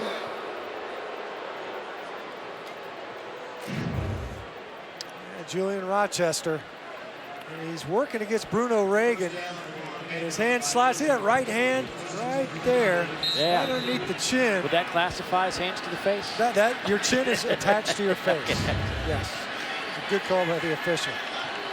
He's trying to get a good push, but you just can't do that, young fella. Another youngster, freshman, outer spin, McEachern, high school. Shermer going up top. Oh, had a man just underthrown by a half step, but very catchable ball. Kalijah Lipscomb, the true freshman out of New Orleans. We talked about those downfield shots, and Andy Ludwig says they're there, and they are. Working against Juwan Briscoe, starting in place of DeAndre Baker. And he turned around and started playing the football. Mel Tucker told us that was one of the issues, is that if you're not in phase with the receiver, then you play the receiver through his hands to the ball. Don't turn around and try to play the ball in the air. It slows you down.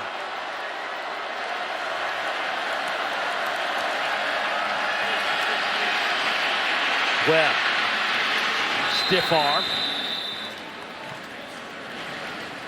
Parrish and Carter push him out of bounds, but 8 yards on that carry. Ralph Webb, a little salty. I'll look somewhere else, Malcolm Parrish. You're gonna come up here. I'm tired of getting pounded all game long. You know, you can just tell, though, Stinch, that he didn't want to just plant with that bad ankle. It's heavily taped. It's amazing to me because we saw it last week. It was a nasty injury. 3rd and short. We've seen Vanderbilt twice now throw on this type of down and distance. They'll go with Webb. Boy, looks like he might be about a half a yard shy. Davin Bellamy comes in, trips him up. Great second effort by Ralph Webb again, though, and it was last time, incidentally, with Davin Bellamy, and an opportunity to get him down. He ends up being spotted just shy of the yardage needed. Closer to a yard. You surprised you're not going to? The way that this offense has struggled for Georgia, I think field position's not a bad play right here. Kick it away. Although punting has been an issue, Sam Lloyd holds on to this one. Although returning punts has been an issue on the other end. Here's McKenzie. Boy, he is swallowed up back at the 13-yard line, 42-yard punts. Let's go down to Olivia. Guys, Georgia offensive line coach Sam Pittman was really pleased with that last drive. Obviously, their first offensive score, saying good drive, that's how you respond. They're still searching for that run game, though. I was watching a very quiet, frustrated Nick Chubb and his teammates and coaches wanting him to get more involved, all trying to encourage him. Let's see what they do on this drive. Well, 27 back in the game. You know, if you take away the game where he was injured against Tennessee last year, he had a stretch of 15 straight 100-yard games snapped against Nichols. Very similar, where he couldn't get untracked. Today, it just seems like there's nothing there. Let's see if there's a hole here that develops. One of his better runs of the afternoon after the 23-yard line. Give him 9, but a flag down, and now guys getting to know each other in the middle of that line of scrimmage. Oh, this is a really dumb decision by Nephi Lelau. Way behind the play here. Probably an unnecessary roughness. Unsportsmanlike conduct on the defense, number 77. Yeah. Penalty is 15 yards from the end of the run. That is number 77's first unsportsmanlike conduct foul. You only get 2. You get 2 foul balls. He gets pulled out of the game. To cool yourself off. Nobody's worth another 15 yards tacked onto what was a pretty good run. And now Georgia able to at least establish some field position. The defensive front's played well all game long. They'll start making bad decisions now. Here's McKenzie in motion. They will toss it to him again. Jack Cunningham along with Ryan White. Number 14, Ryan Cunningham up double figures again, now with a dozen tackles. Ryan White with 11 tackles as well. Boy, those two guys have just been all over the football. Cunningham leads the conference in tackles.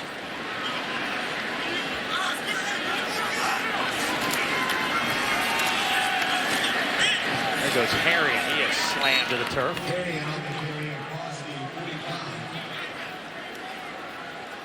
Brian Herring, kind of a surprise to a lot of folks outside of the Georgia program. It's kind of the third leg of that running back stool that they've got going. Coach has said that they liked him quite a bit coming out of high school. But really, none of the backs, outside of maybe that run previously by Chubb, have been able to get rolling. They'll fake it to Michelle, come near side. Nice catch by Godwin. He'll have the first down in Vanderbilt territory. Gain of 6. McGaster on the tackle. Fresh set of downs for the Bulldogs. Great hands catch by Terry Godwin. And once again, the receiver, they're just having to kind of contort their bodies at times. That ball turning the receiver around again. And good awareness by Godwin to fight for yardage after that catch, with McGaster bearing down on him. Kind of short-armed one in the first half, made up for it there with that catch. First catch of the game for Godwin.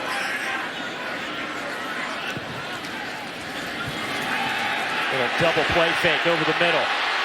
Pass caught inside the 40. That goes to Nauta. That's a pickup of 9. Well, that's a throw and catch, and it'll count to move the ball down the field. But when they watch film, Jacob Eason is going to want this one back. He had Jason Stanley wide open. And he's just going to go. So number 2 down here at the bottom of the screen. Safety comes down. He is wide open. That's 6 points. Oh. We talked about it earlier. Your eyes are where the passing game start. Michelle breaks a tackle inside the 30. That's a 10-yard pickup.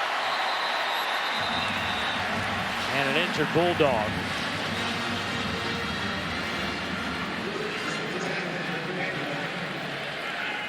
Now you're starting to see some of the perimeter blocking anyway, picking up, starting to get some creases. And the running backs of Georgia finishing runs physically.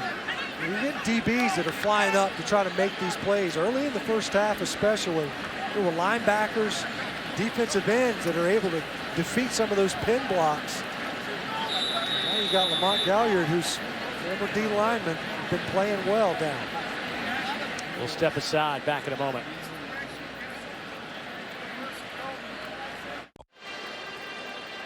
Well, inside that medical tent is Lamont Galliard, the redshirt sophomore guard from Georgia that was injured just moments ago. And Stinch, take us back to that play. He's right there at right guard. You'll see him. This guy gets blown up a little bit by Levi Lelau. And it looked like he just kind of jammed his hip or hurt his back. Either way, when he was trying to regain his balance. Regardless, limped off the field. Tyshawn Sims, who's rotated in quite a bit this year, replace him at the right guard position, number 55. Junior out of Valdosta Lowndes High School, 6'4", 309, working on that O-line. Harriet in the game next to Eason. They will throw it to Godwin near side, gets a couple of blocks. He was tossed down at the 22-yard line by Zach Cunningham, a gain of 7. See Cunningham tracking him down from his linebacker spot, but an excellent job that time on the perimeter. Michael Chigbu doing a good job of blocking on the edge. I think 75 tackles for Zach Cunningham. We're just now past the halfway point. That's a pretty remarkable productivity from your linebacker. Yeah, he's trying to become the first Vandy linebacker to lead the SEC in total tackles since Hunter Hillenmeyer. And guess who made that tackle? 41. One of the things that he does so well is diagnose his plays quickly, and then he gets downhill. And that time you're running a toss. Watch him right here, see him in your screen. Well, watch him, he just shoots the gap. Well, look, I'm not gonna go out there with his potential blockers. You see Tyler Catalina, I'm just gonna come underneath the wall that Georgia was establishing, trying to get Herring out there on the edge. Cunningham just went right underneath it. Here comes some pressure. Eason in trouble, and he is dropped back at the 37. Ladarius Wiley, a loss of 11, and it's now 4th down. And let's see what Georgia wants to do here. Here's Wiley right here. Watch him. He's just going to shoot right here. Sony Michel is going to work to the right side. They brought pressure from the right side as well. No one felt Ladarius Wiley coming from the safety spot. It takes you out of field goal position. Ball sits at the 35-yard line. Marshall Long back to punt. High end-over-end kick that will hit inside the 10, and Georgia will down it at the 3. Zach Cunningham having a great game for the Commodores at middle linebacker. Let's break it down. How is he so valuable to this team? Well, it starts with his length. You know, he's 6'4", 230, so he's a large linebacker. You can stem him up into the line of scrimmage, and he can tangle with the offensive tackles and still maintain his positioning, shed blockers, and then make plays right along the line of scrimmage. And he diagnoses plays so quickly, like we just saw, that it's hard for guards, tackles that are climbing up to the second level to get a hat on him, because he decides where he's headed and anticipates where the football is going. Part of the reason why he has 3 tackles for loss already here today. He's going to watch his offense, trying to get out of trouble here. Boy, Georgia had a chance for a tackle behind the line. Instead, Webb gets out of that trouble. Natrez Patrick had a chance behind the line, but Webb shook him off. Ralph Webb has had to do that a couple of times today. And that time, Natrez Patrick, who's a future Zach Cunningham, a really good football player for Georgia, but needs to come up with that play, especially knowing that you've got this offense trying to get out of the shadows of their own goalpost. Now Blassingame is alongside Kyle Shermer. Shermer steps up, they're trying to run. He'll get to the 9-yard line, picks up 4. That time, a good job by Georgia. We talk about sack numbers and the difficulty Georgia's had as far as affecting the passer. That counts as affecting the passer. You didn't get a sack, it didn't register as a tackle for loss, but you force a non-mobile quarterback to flush up through the middle of the line of scrimmage and set up a 3rd down. Last week, South Carolina was 2 of 13 on 3rd downs. Today, Vanderbilt is 2 of 9.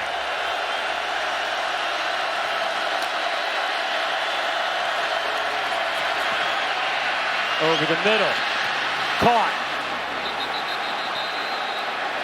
They're going to say incomplete. C.J. Duncan had it for a moment. C.J. Duncan, who came up big last week. You see Dominic Sanders, that's twice where he's come over and disrupted a reception. Both of them, incidentally, on C.J. Duncan, I believe. Sanders playing with that shoulder injury, and he had to change his angle. He looked like he was going to try to come in and play on the ball and realized he wasn't going to get there. Either way, Kyle Shermer missed a shot on a stutter and go. Elijah Lipscomb, who just juked and got wide open deep. Boy, that was an awkward punt from Sam Loy, and it will give Georgia excellent field position at the 39-yard line. Just a 30-yard punt. Dogs up 3. Excellent field position. 1:11 to go here in the 3rd quarter.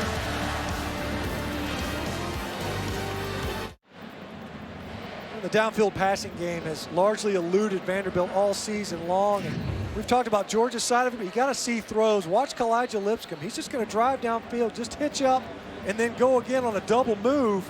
Malcolm Parrish is playing off coverage, but watch him sit.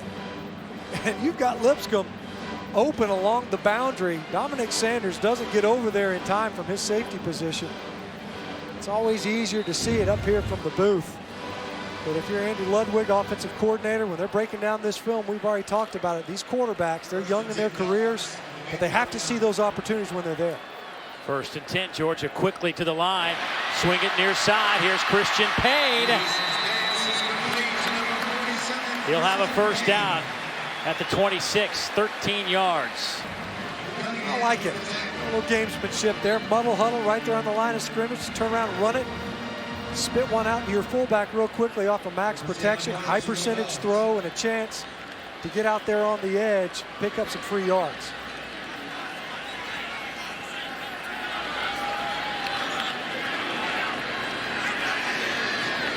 Nick Chubb breaks a tackle. Barrels his way down to the 20, picks up 6 yards. That's just great vision that time by Nick Chubb. He had to make a decision because Jonathan Wynn got upfield right now on Jeb Blazevich, who's trying to pin him inside. That play is intended to come all the way out, almost near the numbers. They like to run that play into the boundary.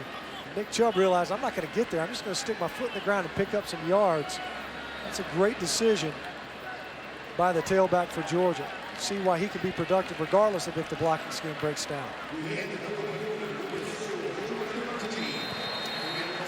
Well, the Bulldogs will finish up 3 quarters of football leading by 3.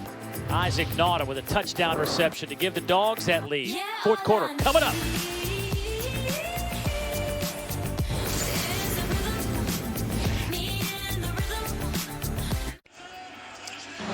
Stinch, when you come out as a Gatorade National High School Player of the Year, everybody's looking at you, dissecting your game. But in the 3rd quarter, Jacob Eason was a lot better. Yeah, it did. And they needed him to be because the running game just hasn't been there for Georgia in this game. Found Isaac Nauta on a number of occasions on key downs.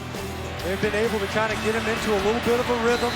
Not always easy to do when you don't have that run game to rely on, but 10 of 11 is certainly a strong start to the second half. And he's thrown for 264 yards today. I mean, it's hard.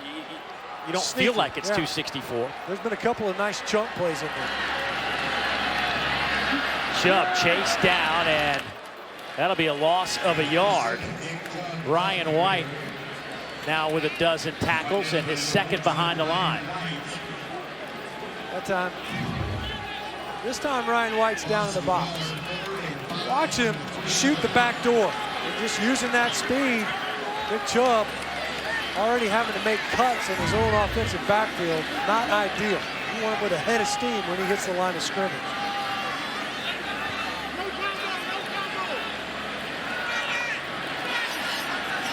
Boy, the play clock under 10 seconds. Georgia still not set offensively. Still in motion is Nauta, the tight end. They do get the snap off. Toss it to Chubb. Flag is down. I don't think Georgia was set. You can hear the coaches in the offensive box over here yelling to call that timeout. A lot of moving pieces before in the pre-snap, and this is one of the areas where they have struggled at the quarterback position. Illegal formation on the offense. 5 players in the backfield. That penalty is declined. 4th down. It's the second time. It's the second time Georgia's had an illegal formation. And you were right, Dave. The pieces weren't in place. In fact, it could have been an illegal procedure. It looked to me that 2 men in motion. Either way, the coaches incredibly upset, rightfully so. It's a mental error that time. Well, Blankenship will attempt one from 36 yards to the far hash. Eason, the hole, kick on the way. Tell you what, there's nothing wrong with Blankenship's leg. He has got a weapon. Plenty of distance, and he converts. He has had a solid afternoon. He has hit for 45, 22, and 36. Kirby Smart wasn't kidding when he said he had a good week of practice. He did, and he said, you know, it's never his leg strength, but it was kind of his towards was off at times. You know, going into the season, William Ham seemed more consistent. Blankenship, he had the power. He didn't always have it dialed in, though. Here today, he's demonstrated that he can get the job done and from a distance. Well, that field goal makes it a 6-point game with 13:47 to play. Georgia trailed this one at the half, 7-6. Took the lead on a touchdown pass from Eason to Nauta. 17 yards out in the 3rd quarter. They stretch it to 6 here after that field goal from 36 yards out from Rodrigo Blankenship. Vanderbilt's got to find a way to pick up some first downs. It has been a struggle time and time again. They have picked up just 5 first downs today. Georgia has picked up 20 first downs today. That's a huge disparity between the two, and yet it's a 6-point ball game. The special teams has had a lot of hidden yardage in this game. Deep kick to Blankenship, no return. It has been a physical game. Let's get an injury update from Olivia. Yeah, guys, Georgia loses one on offense and gains one back on defense. Linebacker Reggie Carter, originally we were told he was out for the day. He's negotiated with trainers. His right wrist is taped up, and he's cleared to go back in. But right guard Lamont Gaillard is now out for the day. He has ice tucked in his jersey on his lower back. So, Stinch, you guessed it was a back injury. You might be right there. They'll stick with Deshaun Sims at right guard. Thank you, Olivia. And there have been some major collisions today. This has been a physical football game, and I'll tell you what, the Georgia staff expected that the moment we walked into our meeting room yesterday. You know, on a short week, no less, knowing that they just played on a Sunday and play a physical offense like Vanderbilt. Here's Webb. Ralph gets a couple of yards. Webb now with 16 carries, 45 yards. That's about right. That's kind of par for the course for Ralph Webb, as you see Vanderbilt kind of hopping up into their tempo offense. No play fake it. Shermer over the middle. Pass is caught. Elijah Lipscomb still on his feet. Kalijah dragging some players with him into Georgia territory at the 45. 27 yards. You can really see what Vanderbilt likes in Kalijah Lipscomb. We mentioned a missed throw on a previous possession back in the third quarter. Lipscomb can get open. Relatively big target. It's got a nice catch radius. But it's really his yards after the catch that I like so much. Because he's physical enough with the ball in his hands after he makes the reception. Loose coverage by Briscoe. And he picked up another 7 yards after that catch. Look at Webb again, and there's just a pile of bodies. Loses a couple of yards. Davin Bellamy. Roquan Smith. Davin Bellamy's had a pretty good game on the edge. That's his 5th tackle. Time he did a good job sliding underneath it, but he set the point on a number of occasions. Hadn't quite been able to get the running back down. That time able to get it done. They need Davin Bellamy. They need him to be physical at the point. Not the biggest guy on the edge at 240 pounds. The junior out of Chambly High School in Chambly, Georgia. Shermer backpedaling. Oh, the pocket just caved in on him. Trenton Thompson along with David Marshall. Georgia's just bringing 4, playing coverage. Where are you going to go with the football? Look downfield, and you're Kyle Shermer. You know, eventually that pocket's going to collapse. That time Georgia, nobody really got loose or on an edge in protection, but they just slowly squeezed that pocket and got Shermer off of his spot.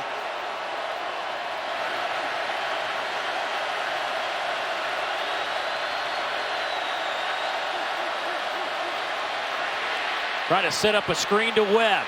Ralph Webb has the first down and so much more. Cuts it back to the outside. Webb down to the 10-yard line. What a play call. 38 yards and a first down for the Doors. Just outside the 10. This time Georgia brings blitz. Roquan Smith and then DeAndre Walker, who got right in Shermer's face, and you got a screen pass call. Perfect timing. Couldn't have worked out better. You're able to get Georgia committing to the backfield and just dump a pass right over the head with blockers in front. That was a well-timed play call to get Ralph Webb loose in the screen game.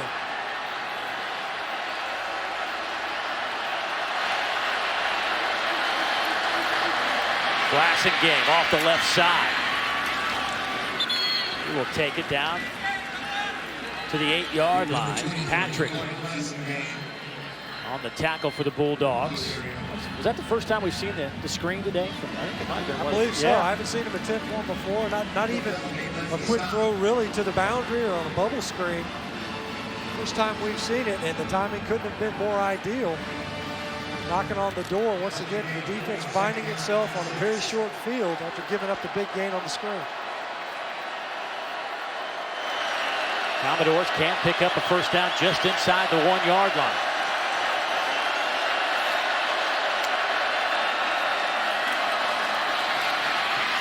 Glassingame.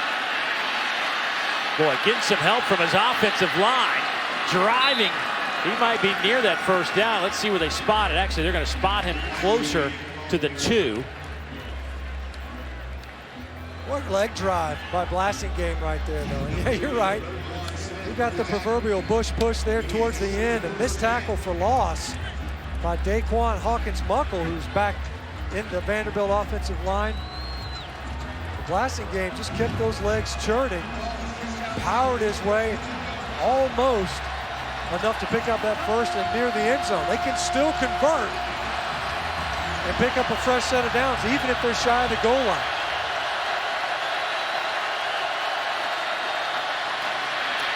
Glassingame. No signal yet. Touchdown. Forget the first down. Let's get the touchdown. Glassingame. Looked like he was clearly in. Great job.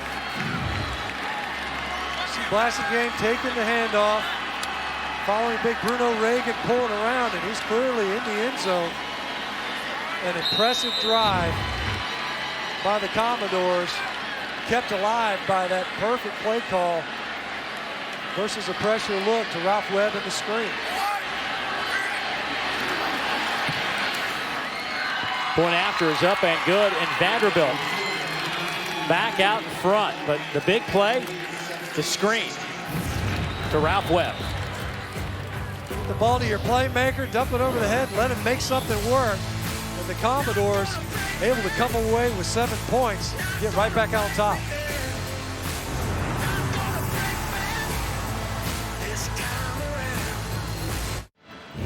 The last time Vanderbilt beat Georgia was back in 2013, overcoming a 13-point deficit in the fourth quarter. Pat Robinette put Vandy up 6 with a 2-yard run, followed by a 13-yard touchdown by Teron Seymour. Vandy had the lead late. Then Brendan Douglas fumbled. That would give Vandy a chance to seal it. But after missing a 45-yard field goal,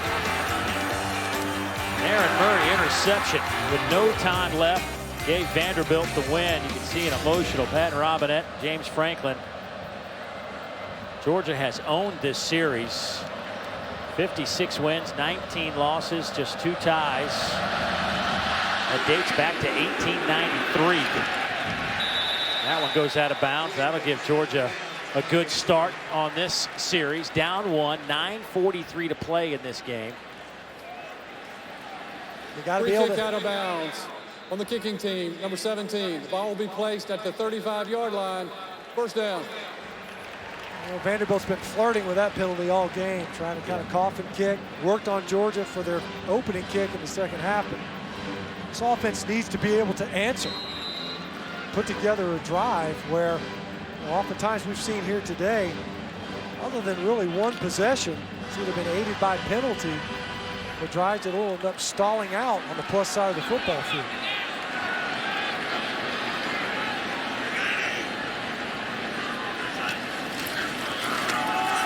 Tony Michelle. I mean, if you're a Georgia fan, you have seen this movie over and over again today. Whether you're running left or running right, you're running into a bunch of white jerseys for a gain of 1 or 2. Zach Cunningham with another tackle. And Jakari Thomas there as well. You know, it's just, we got 2 inside linebackers. They got to be licking their chops. Okay, they probably had to boil a second mouthpiece. They've been so active in this game. And had to take on a whole lot of blocking at the second level. Eason underneath.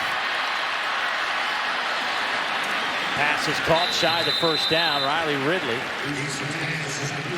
8-yard pickup. McGaster takes the tackle. Georgia's had repeated success with that route right underneath all the way across the formation. see Easton signaling to everyone, huddle up. They're not going to be lining up and looking to the sideline for the play. Cheney's probably chuckling to himself. I wonder how this play will sound in the huddle. Will it sound like the one that I just called?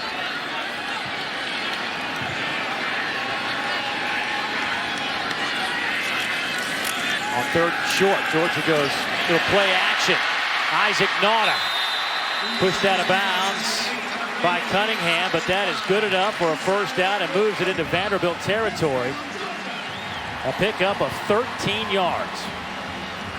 Nauta was lined up, looked like he was going to block and then just leaked out. Zach Cunningham caught looking in the offensive backfield and Nauta able to get open and pick up the first. 4 catches, 67 yards for Nauta today. There's Wrigley. He's to the 37. He picks up 6. I'll tell you what, Easton's kind of getting a little bit of a groove right now. We've seen this. It happened earlier in the first quarter as well. To jump on those first down passing opportunities. Get the ball out of Easton's hand quickly. Time on back-to-back throws. His receiver's doing a good job.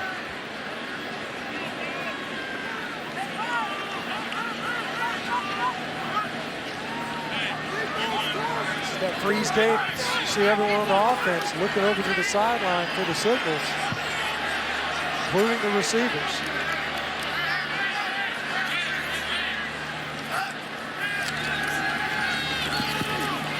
Low throw incomplete. That'll bring up 3rd down. He was looking for Wims. Had it just short arm that one. One hops to Wims, who is played pretty loosely that time by Arnold Tarpley. Safety that was playing middle field on the touchdown throw. See Wims, who's been targeted more today than just about any other contest for Georgia this season.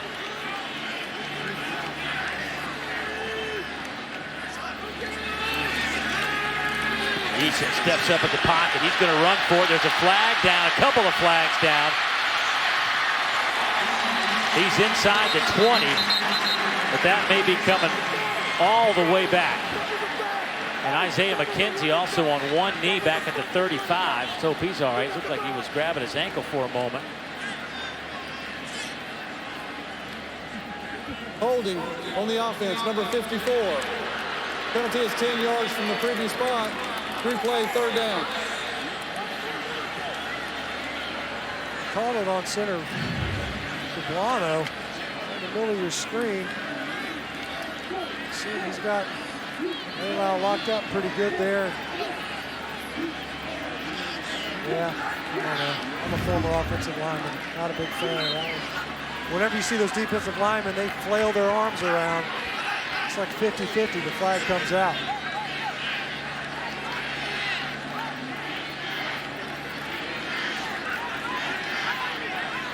That's 7 penalties, 43 yards for the Bulldogs this afternoon. On 3rd down and long, Eason goes underneath.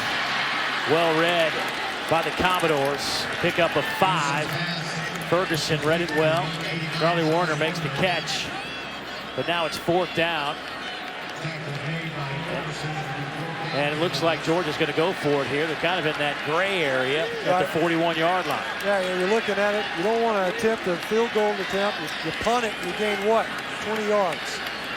Trust your defense to pick you up if you have to. I think as part of that penalty is negating not only a big gain, but the first down, the first set of downs.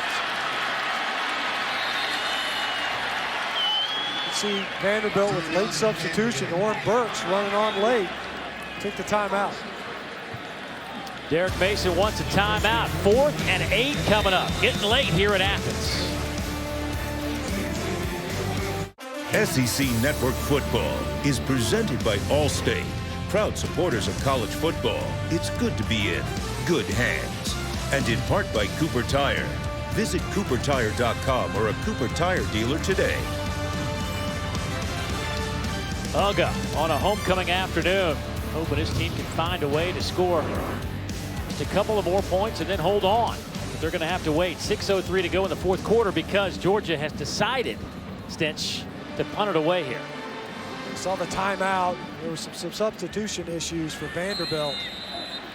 With that extra time, Georgia sideline decided they're going to play field position with 6 minutes to play and 2 timeouts left. Putting it back on your defense to get a stop.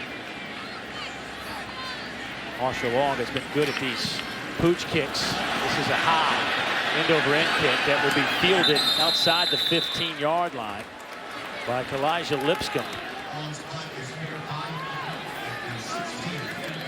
Let's go down to Olivia. Guys, Vandy quarterback Kyle Shermer was going around to his offense saying, don't get complacent here. Think how excited they are to have the 1-point lead with less than 6 minutes to go. Now, this is a tough team. Coach Mason said this week at practice was especially competitive. He even had them watch the Navy win over Houston last week, pointing out Navy's toughness. He told us he's still finding out who he can trust, and this week was big. He said, I'm shoving gunpowder down their throats. Trust me, I'm getting what I want at practice. Yeah, he's even said, you know what, our offense has sputtered in games, but at practice, these guys are performing. They're working against our ones and making plays, but it just hasn't translated to the game yet.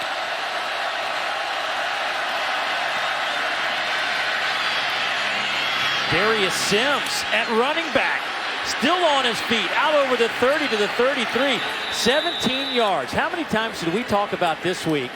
I wonder if we'll see Sims at running back. Right. Well, we saw him. They tried to sneak him out of the backfield on a pass in the first half, but this time he's picking his way downfield. Really poor tackling by the Georgia defense. He picked up another probably 10 yards after the first contact. They said he's had some issues holding on to the football, and you can see there that they were a reminder. He was reminded. You better not he was cough doubled this. up. He was doubled up on that ball there. On first down and 10. Big hit there up front.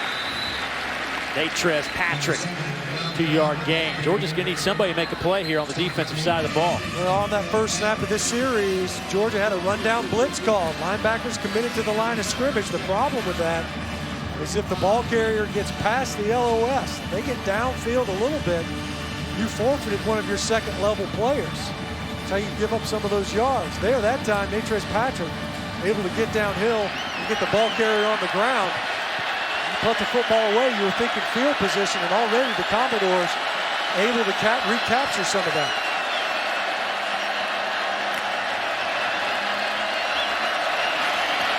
Here's Webb. Boy, he just ran right into Trent Thompson. Good things usually don't happen when you run into Trent Thompson. 310-pounder.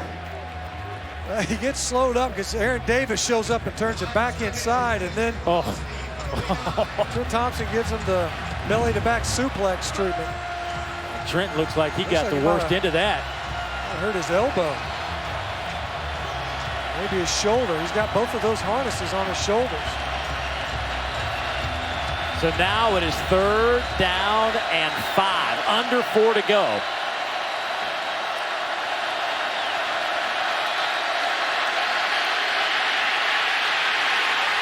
Loose football. Shermer is dropped. He falls on top of the football, but a loss of 6. And now the Commodores will be forced to punt it away. David Marshall on one end of the line and Davin Bellamy on the other. And you'll see Shermer kind of drift over the hash mark. And that pushes him right into where David Marshall is. Davin Bellamy, who's ultimately able to defeat the block of Will Holden and knock that football out, and the defense gets the stop that you're playing for when you punt the football away. Boy, he is lucky that ball bounced right back into his belly.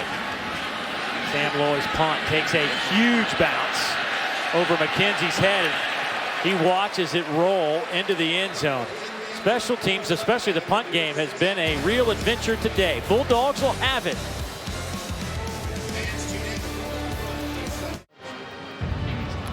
Hey, we're giving you a backstage pass all weekend long, focusing on what goes into staging a college football game. And, well, you can't have a football game at Georgia without Uga. So here's a look at what pregame looks like for him. Of course, he's got the 2-bedroom suite at a local hotel here in Athens. And then comes outside. You can't even get outside the hotel before his fans mob him. It's like going to a game with stench around Athens.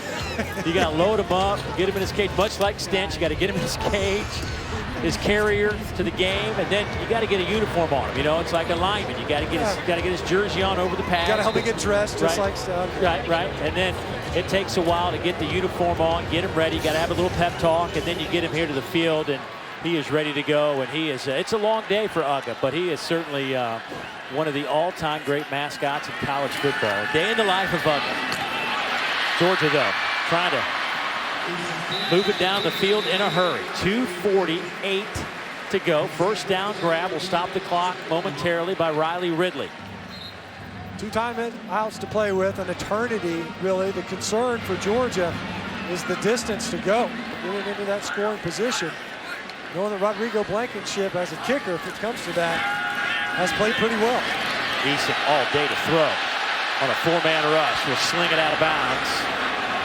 Good coverage downfield. By the way, Eason has matched his career high, which he set against Missouri, or just a yard shy, I should say. He had 308 at Missouri.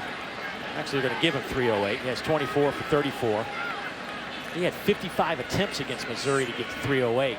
Yeah, you know, we showed that chart earlier, Dave, where we talk about when the run game can't get going. Similar instances here. You got to throw to win the game. Wasn't the ideal recipe coming into the season, but Georgia's found a way to win that way before. Here's Nauta again. Nauta's had a nice afternoon catching the football. That's 7 more yards. But Georgia looking at third down. Clock's at 2:17, still moving.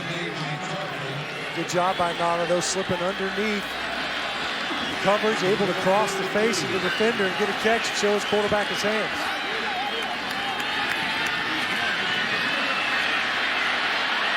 Eason, flag down.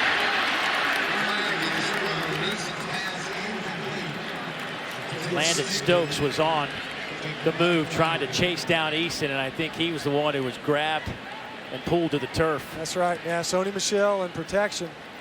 Matched up with Landon Stokes, 6'4", 240.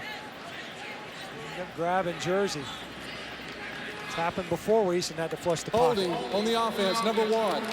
Penalty is 10 yards from the previous spot. Replay, third down. It's full slide protection. Watch number 1, Sony Michel. It's in pretty good position. I'm not real sure why Jacob Eason flushed from the pocket there. You just stay in there and hold tight. Instead, he rolled the opposite direction of where your entire offensive front was going to protect. Well, now it's 3rd and 13, under 2 minutes to play. Eason again flushed. Slings it. Crowd wants a flag. There are none. Cunningham on the coverage of Isaac Nauta, and it's 4th and 13. The crowd isn't always right, but I think they got this one right. Watch number 41, that right hand. Usually it's that trail hand that gets the call. They're saying that not the case. He timed his coverage just right. We saw a far more egregious one on the Georgia defense go uncalled in the first quarter. Well, 4th down and 13. Over the middle. Wide open is Godwin. First down at midfield. How did he get so open? 23 yards. Georgia still alive. And Vanderbilt decided to come with pressure. They ended up blitzing, brought 6, and Terry Godwin found the void right over the middle of the field. You know, eventually you want to come after the passer, but you've been able to get home with just the 4. Eason going deep. Overshoots everybody with 1:23 on the clock. Let's go back to the 4th down completion, 4th and 13. You see him right here. Here's Godwin. Isaac Nauta outside of him. Wide open down the middle of the field, right on the seam. And as we mentioned, Vanderbilt came with the pressure. Jacob Eason able to stand in, hold in, and deliver the football downfield. Eason now up to 337 through the air.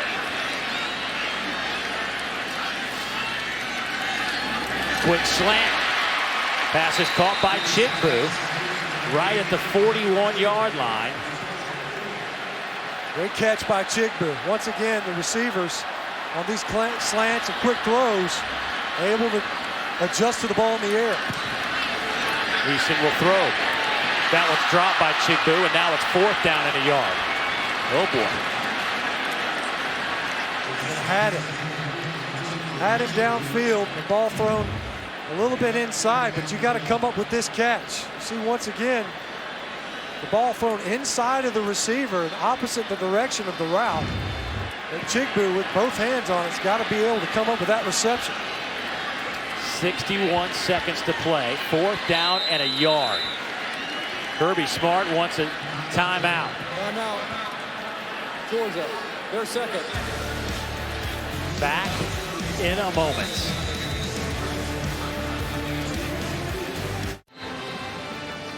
There is Rodrigo Blankenship, who was hit from 45, 22 and 36 today. He came in just 1 of 2. Kicking has been an issue here at Georgia, but Blankenship has been dead solid perfect today. But the Bulldogs will need to pick up a 4th and 1 to even think about giving Blankenship a shot. 61 seconds to go. Georgia with 1 timeout left, and they need to get the ball. The nose of that ball needs to touch the 40-yard line to keep this alive. And you would think after 326 rushing yards a week ago that a yard wouldn't look quite so long. Nick Chubb in at running back. McKenzie now comes up and dots the eye, and a timeout taken by Vanderbilt now. That's definitely a unique formation. Vanderbilt, their second timeout, the second half. To have Nick Chubb with a hand on the ground. Nick Chubb with his hand on the ground and was at fullback depth. I mean, even when he's lined up, he was a little bit tight. You motion Isaiah McKenzie into the backfield. If you're Vanderbilt, you're going, oh, wait a minute, let's talk about this. This is not a formation that we've seen before with the game on the line. Derek Mason in his 3rd year, he's notched only a couple of victories in the conference, but none on the road. Hasn't happened yet for him. Knows that right now clinging to a 1-point lead. And this is potentially the ball game here that's 1 yard away from getting. And they've been in close games all season. Touchdown or less in their 3 conference games. So McKenzie back in. Let's see if they line up with that same formation.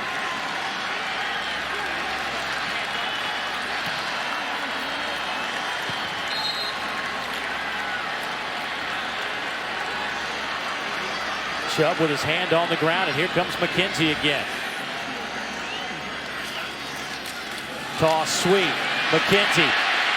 I don't know if he got it. Did Zach Cunningham? Yes, it was 41 and white. Zach Cunningham. Did he make another outstanding play for the Commodores? The Vandy defense says yes. And what's amazing about this play is Zach Cunningham was lined up between the guard and the center, all the way up into the line of scrimmage.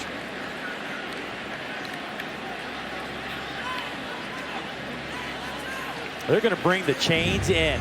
The chains are on the opposite side of the field. Zach Cunningham with a career-high 19 tackles today. Could that be the biggest one of his career? We will find out in just a second.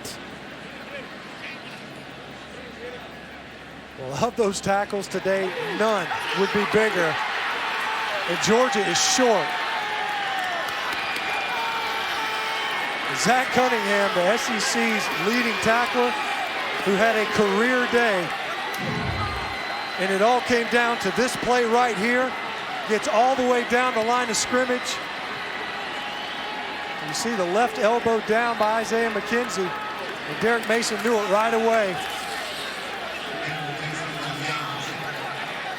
And on homecoming, Vanderbilt has a chance to celebrate their first road victory in the Southeastern Conference.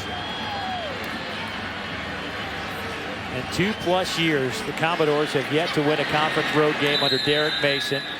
They come to Athens today. And then barring a mishap here, they will pick it up between the hedges. Zach Cunningham our Ally Bank player of the game, and there really isn't anybody that's a close second today. No, I mean, you're looking at it, maybe you throw a bone to Darius Sims, but Zach Cunningham, he was the difference all game long. Where was the Georgia rushing attack? It ended at number 41 for Vanderbilt, who was running free for most of the day. Credit the Vanderbilt defensive front as well, keeping him clean and letting him run sideline to sideline. But that last play on a 4th and 1, when Zach Cunningham defeats the block, and he's able to get all the way down the line of scrimmage and make a tackle versus one of the most elusive runners in the game in Isaiah McKenzie. Derek Mason says that he's just one of those guys that has the old school mentality. Loves to play, film study, gets his nose in there, and that's exactly how he finished this one up. Vanderbilt is going to hold on to win this one. I'll tell you what, Dave, I was walking around the press box, saw a lot of NFL scouts here today. I'm willing to bet they were here to see running backs. If they weren't thinking about looking at a linebacker, I bet they are now. Number 41 showed out. On the flip side of this, where's Georgia go right now? Georgia goes into a bye week with a lot of work to do, that's for sure. And special teams, decision making, not only in coverage, but also in the return game. A lot of hidden yardage in there. And an offense that has got to figure out what their identity needs to be. They've got playmakers, but it sure did not show up in this game here today. And credit Vanderbilt for doing an excellent job of bouncing back off of their heartbreaking loss versus Kentucky a week ago. Vanderbilt stuns Georgia on homecoming, 17-16. Coming up next, it's SEC Now. We'll be back with more from Athens, but let's get it to the studio. All right, we will get back down to Athens momentarily, but Derek Mason gets his first road SEC win, 17-16. Jim McElwain, that is a good-looking tie. That's a tie Booger McFarland would wear. He's with me alongside. 41 minutes till kickoff. Florida and Mizzou. He's 13-0 under Jim McElwain, under unranked opponents. So let's get you back down to Athens. Well, thanks, Peter. There's Zach Cunningham, and what a day for him. 19 tackles, the biggest of which on a 4th down and 1. Vanderbilt did what they had to do. I mean, they were stuck in the mud offensively for 3.5 quarters. They had a great drive to pick up the go-ahead touchdown late in this game, but Derek Mason's been waiting for that road conference win. They finally get it here in Athens on homecoming. Ralph Webb wasn't 100%. But he was good enough to help him, just enough in the run game. Kyle Shermer was just good enough in the pass game. Darius Sims was just good enough in the return game, and they were just good enough to win 17-16. If I had to throw in one more name for Vanderbilt, it would be Sam Loy. Those rugby kicks all game long, somehow finding a way to regain field position, and there were plenty of punts in this game. That was really the difference for a lot of it. Great run defense by the Commodore D and defensive front, and at the same time, special teams figured pretty prominently in this game. We talked to Derek Mason this week, and he said his guys have been grinding it a week. We asked him about confidence of this group, and are you afraid that maybe they might be checking out a little bit mentally because you've been so close? They've had 3 unbelievably tough losses in conference play that have come down to the final seconds of every game. And he said, no, man, our guys are every week, every practice, going out there late on the line, playing pretty well at practice. We feel good about where we're going, and it shows today. Let's go down to Olivia. Coach, your first conference road win. What makes you especially proud of this team to accomplish that? Well, we talked about it this morning. I mean, we talked about doing something epic. Nobody gave us a chance to come here to Georgia and get a win, and that's exactly what we talked about. We had a great week of practice. Our guys stayed in the fight. It was 60 minutes, 4 quarters, every play. I thought our guys fought. The numbers don't speak to how hard these guys played. It was a great game. You told us this week you had nothing to lose. What did you gain in this victory to propel the rest of your season? Well, man, we gained everything. These guys now believe, man, that they're as good as I think they are.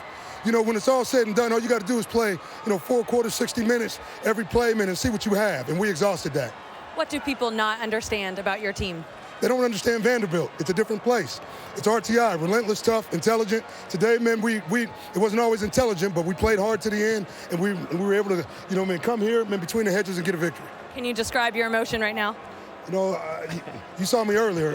When tears start to, come out, man, it's hard. It's been a rough 3 years. These guys did a great job. I appreciate them. Coach, thank you and congratulations. Thank you. I'm going to grab Zach Cunningham. Zach, you had the play of the day, the last tackle to get Georgia's offense off the field. What did that feel like? It felt amazing. I just wanted to go out there and fight. Knew we had one more play to get him out the field, and I just went out there trying to give him all. It felt amazing, though. How bad did your team want this for Coach Mason?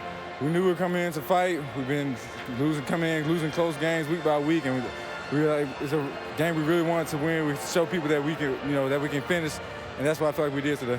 You're halfway to bowl eligibility later in the season than you had hoped. What can get you there? Playing like we did today, continue to fight, continue to push, and never giving up. What's it like to win at Stanford Stadium on homecoming? Like I said before, it's an amazing feeling, especially when a game like that, a close game like that, it's a real good feeling. Thank you, Zach. Thank you. Thanks, Olivia. Right there's a heck of a player. It's been fun the last 2 weeks. You and I have watched Vanderbilt. We've watched him play, and he is something else. And, he now has 81 tackles, and we're only 7 games into the season. But let's start with Vanderbilt, first of all. What a great win for them. And I think we have a chance to be around Derek Mason, and we know how invested he is into the Vanderbilt program and into his players, those kids, and what it means to him. And we saw how emotional he just got. As a player, what does it mean to see your coach so emotional like that? Well, very few people get to see how invested these coaches are, how much time they put into the preparation, and how much time you're spending with these guys. There's a bunch of grown men. They're father figures a lot of times. And so you want to please them as a player, but you also want to enjoy some of those fruits of the labor. You want them to be able to enjoy that. Some of these kids that are on the field today, they were recruited by Derek Mason only in his 3rd year, though. So he doesn't even have all of his guys in place yet. But it's been a long walk in the desert for Vanderbilt, especially on the heels of what they experienced under James Franklin, a couple of those 9-win seasons, top 25 finishes. And so you could tell in some ways kind of a relief syndrome. You look at that sideline, and they really kind of breathed a sigh of relief. Finally, you get a conference victory in a road stadium, and how can you build on that going forward? On the flip side of that, here's Kirby Smart, a lot of firsts this year, obviously coming back home, coaching his alma mater. And let's face it, it was a sloppy day in a lot of ways for Georgia. And you mentioned it earlier. I don't think they know what they are really as a football team, and they have an off week coming up. Is that good or bad in terms of where they're going here in the second half of the season? That's the age-old question. People will say, oh, a bye week comes at just the right time, or does it? At that point in time, if you win going into the bye week, are you overconfident coming out? What do you necessarily work on? In this game, it's relatively clear. Offensively, you've got to figure out what it is that you're going to do best. And right now, Georgia, as we showed earlier, is either up or down in one phase or the other. And today, really weren't good enough on either end of it, even with a 300-yard passing game from their quarterback. Yeah, Eason with a career day for him, 346 yards through the air, but only 75 yards on the ground, and they couldn't pick up a 4th and 1 late in this game. Vanderbilt, what a great win for the Doors, a tough loss for the Dogs. That'll do it from Athens. Let's get it back to the studio.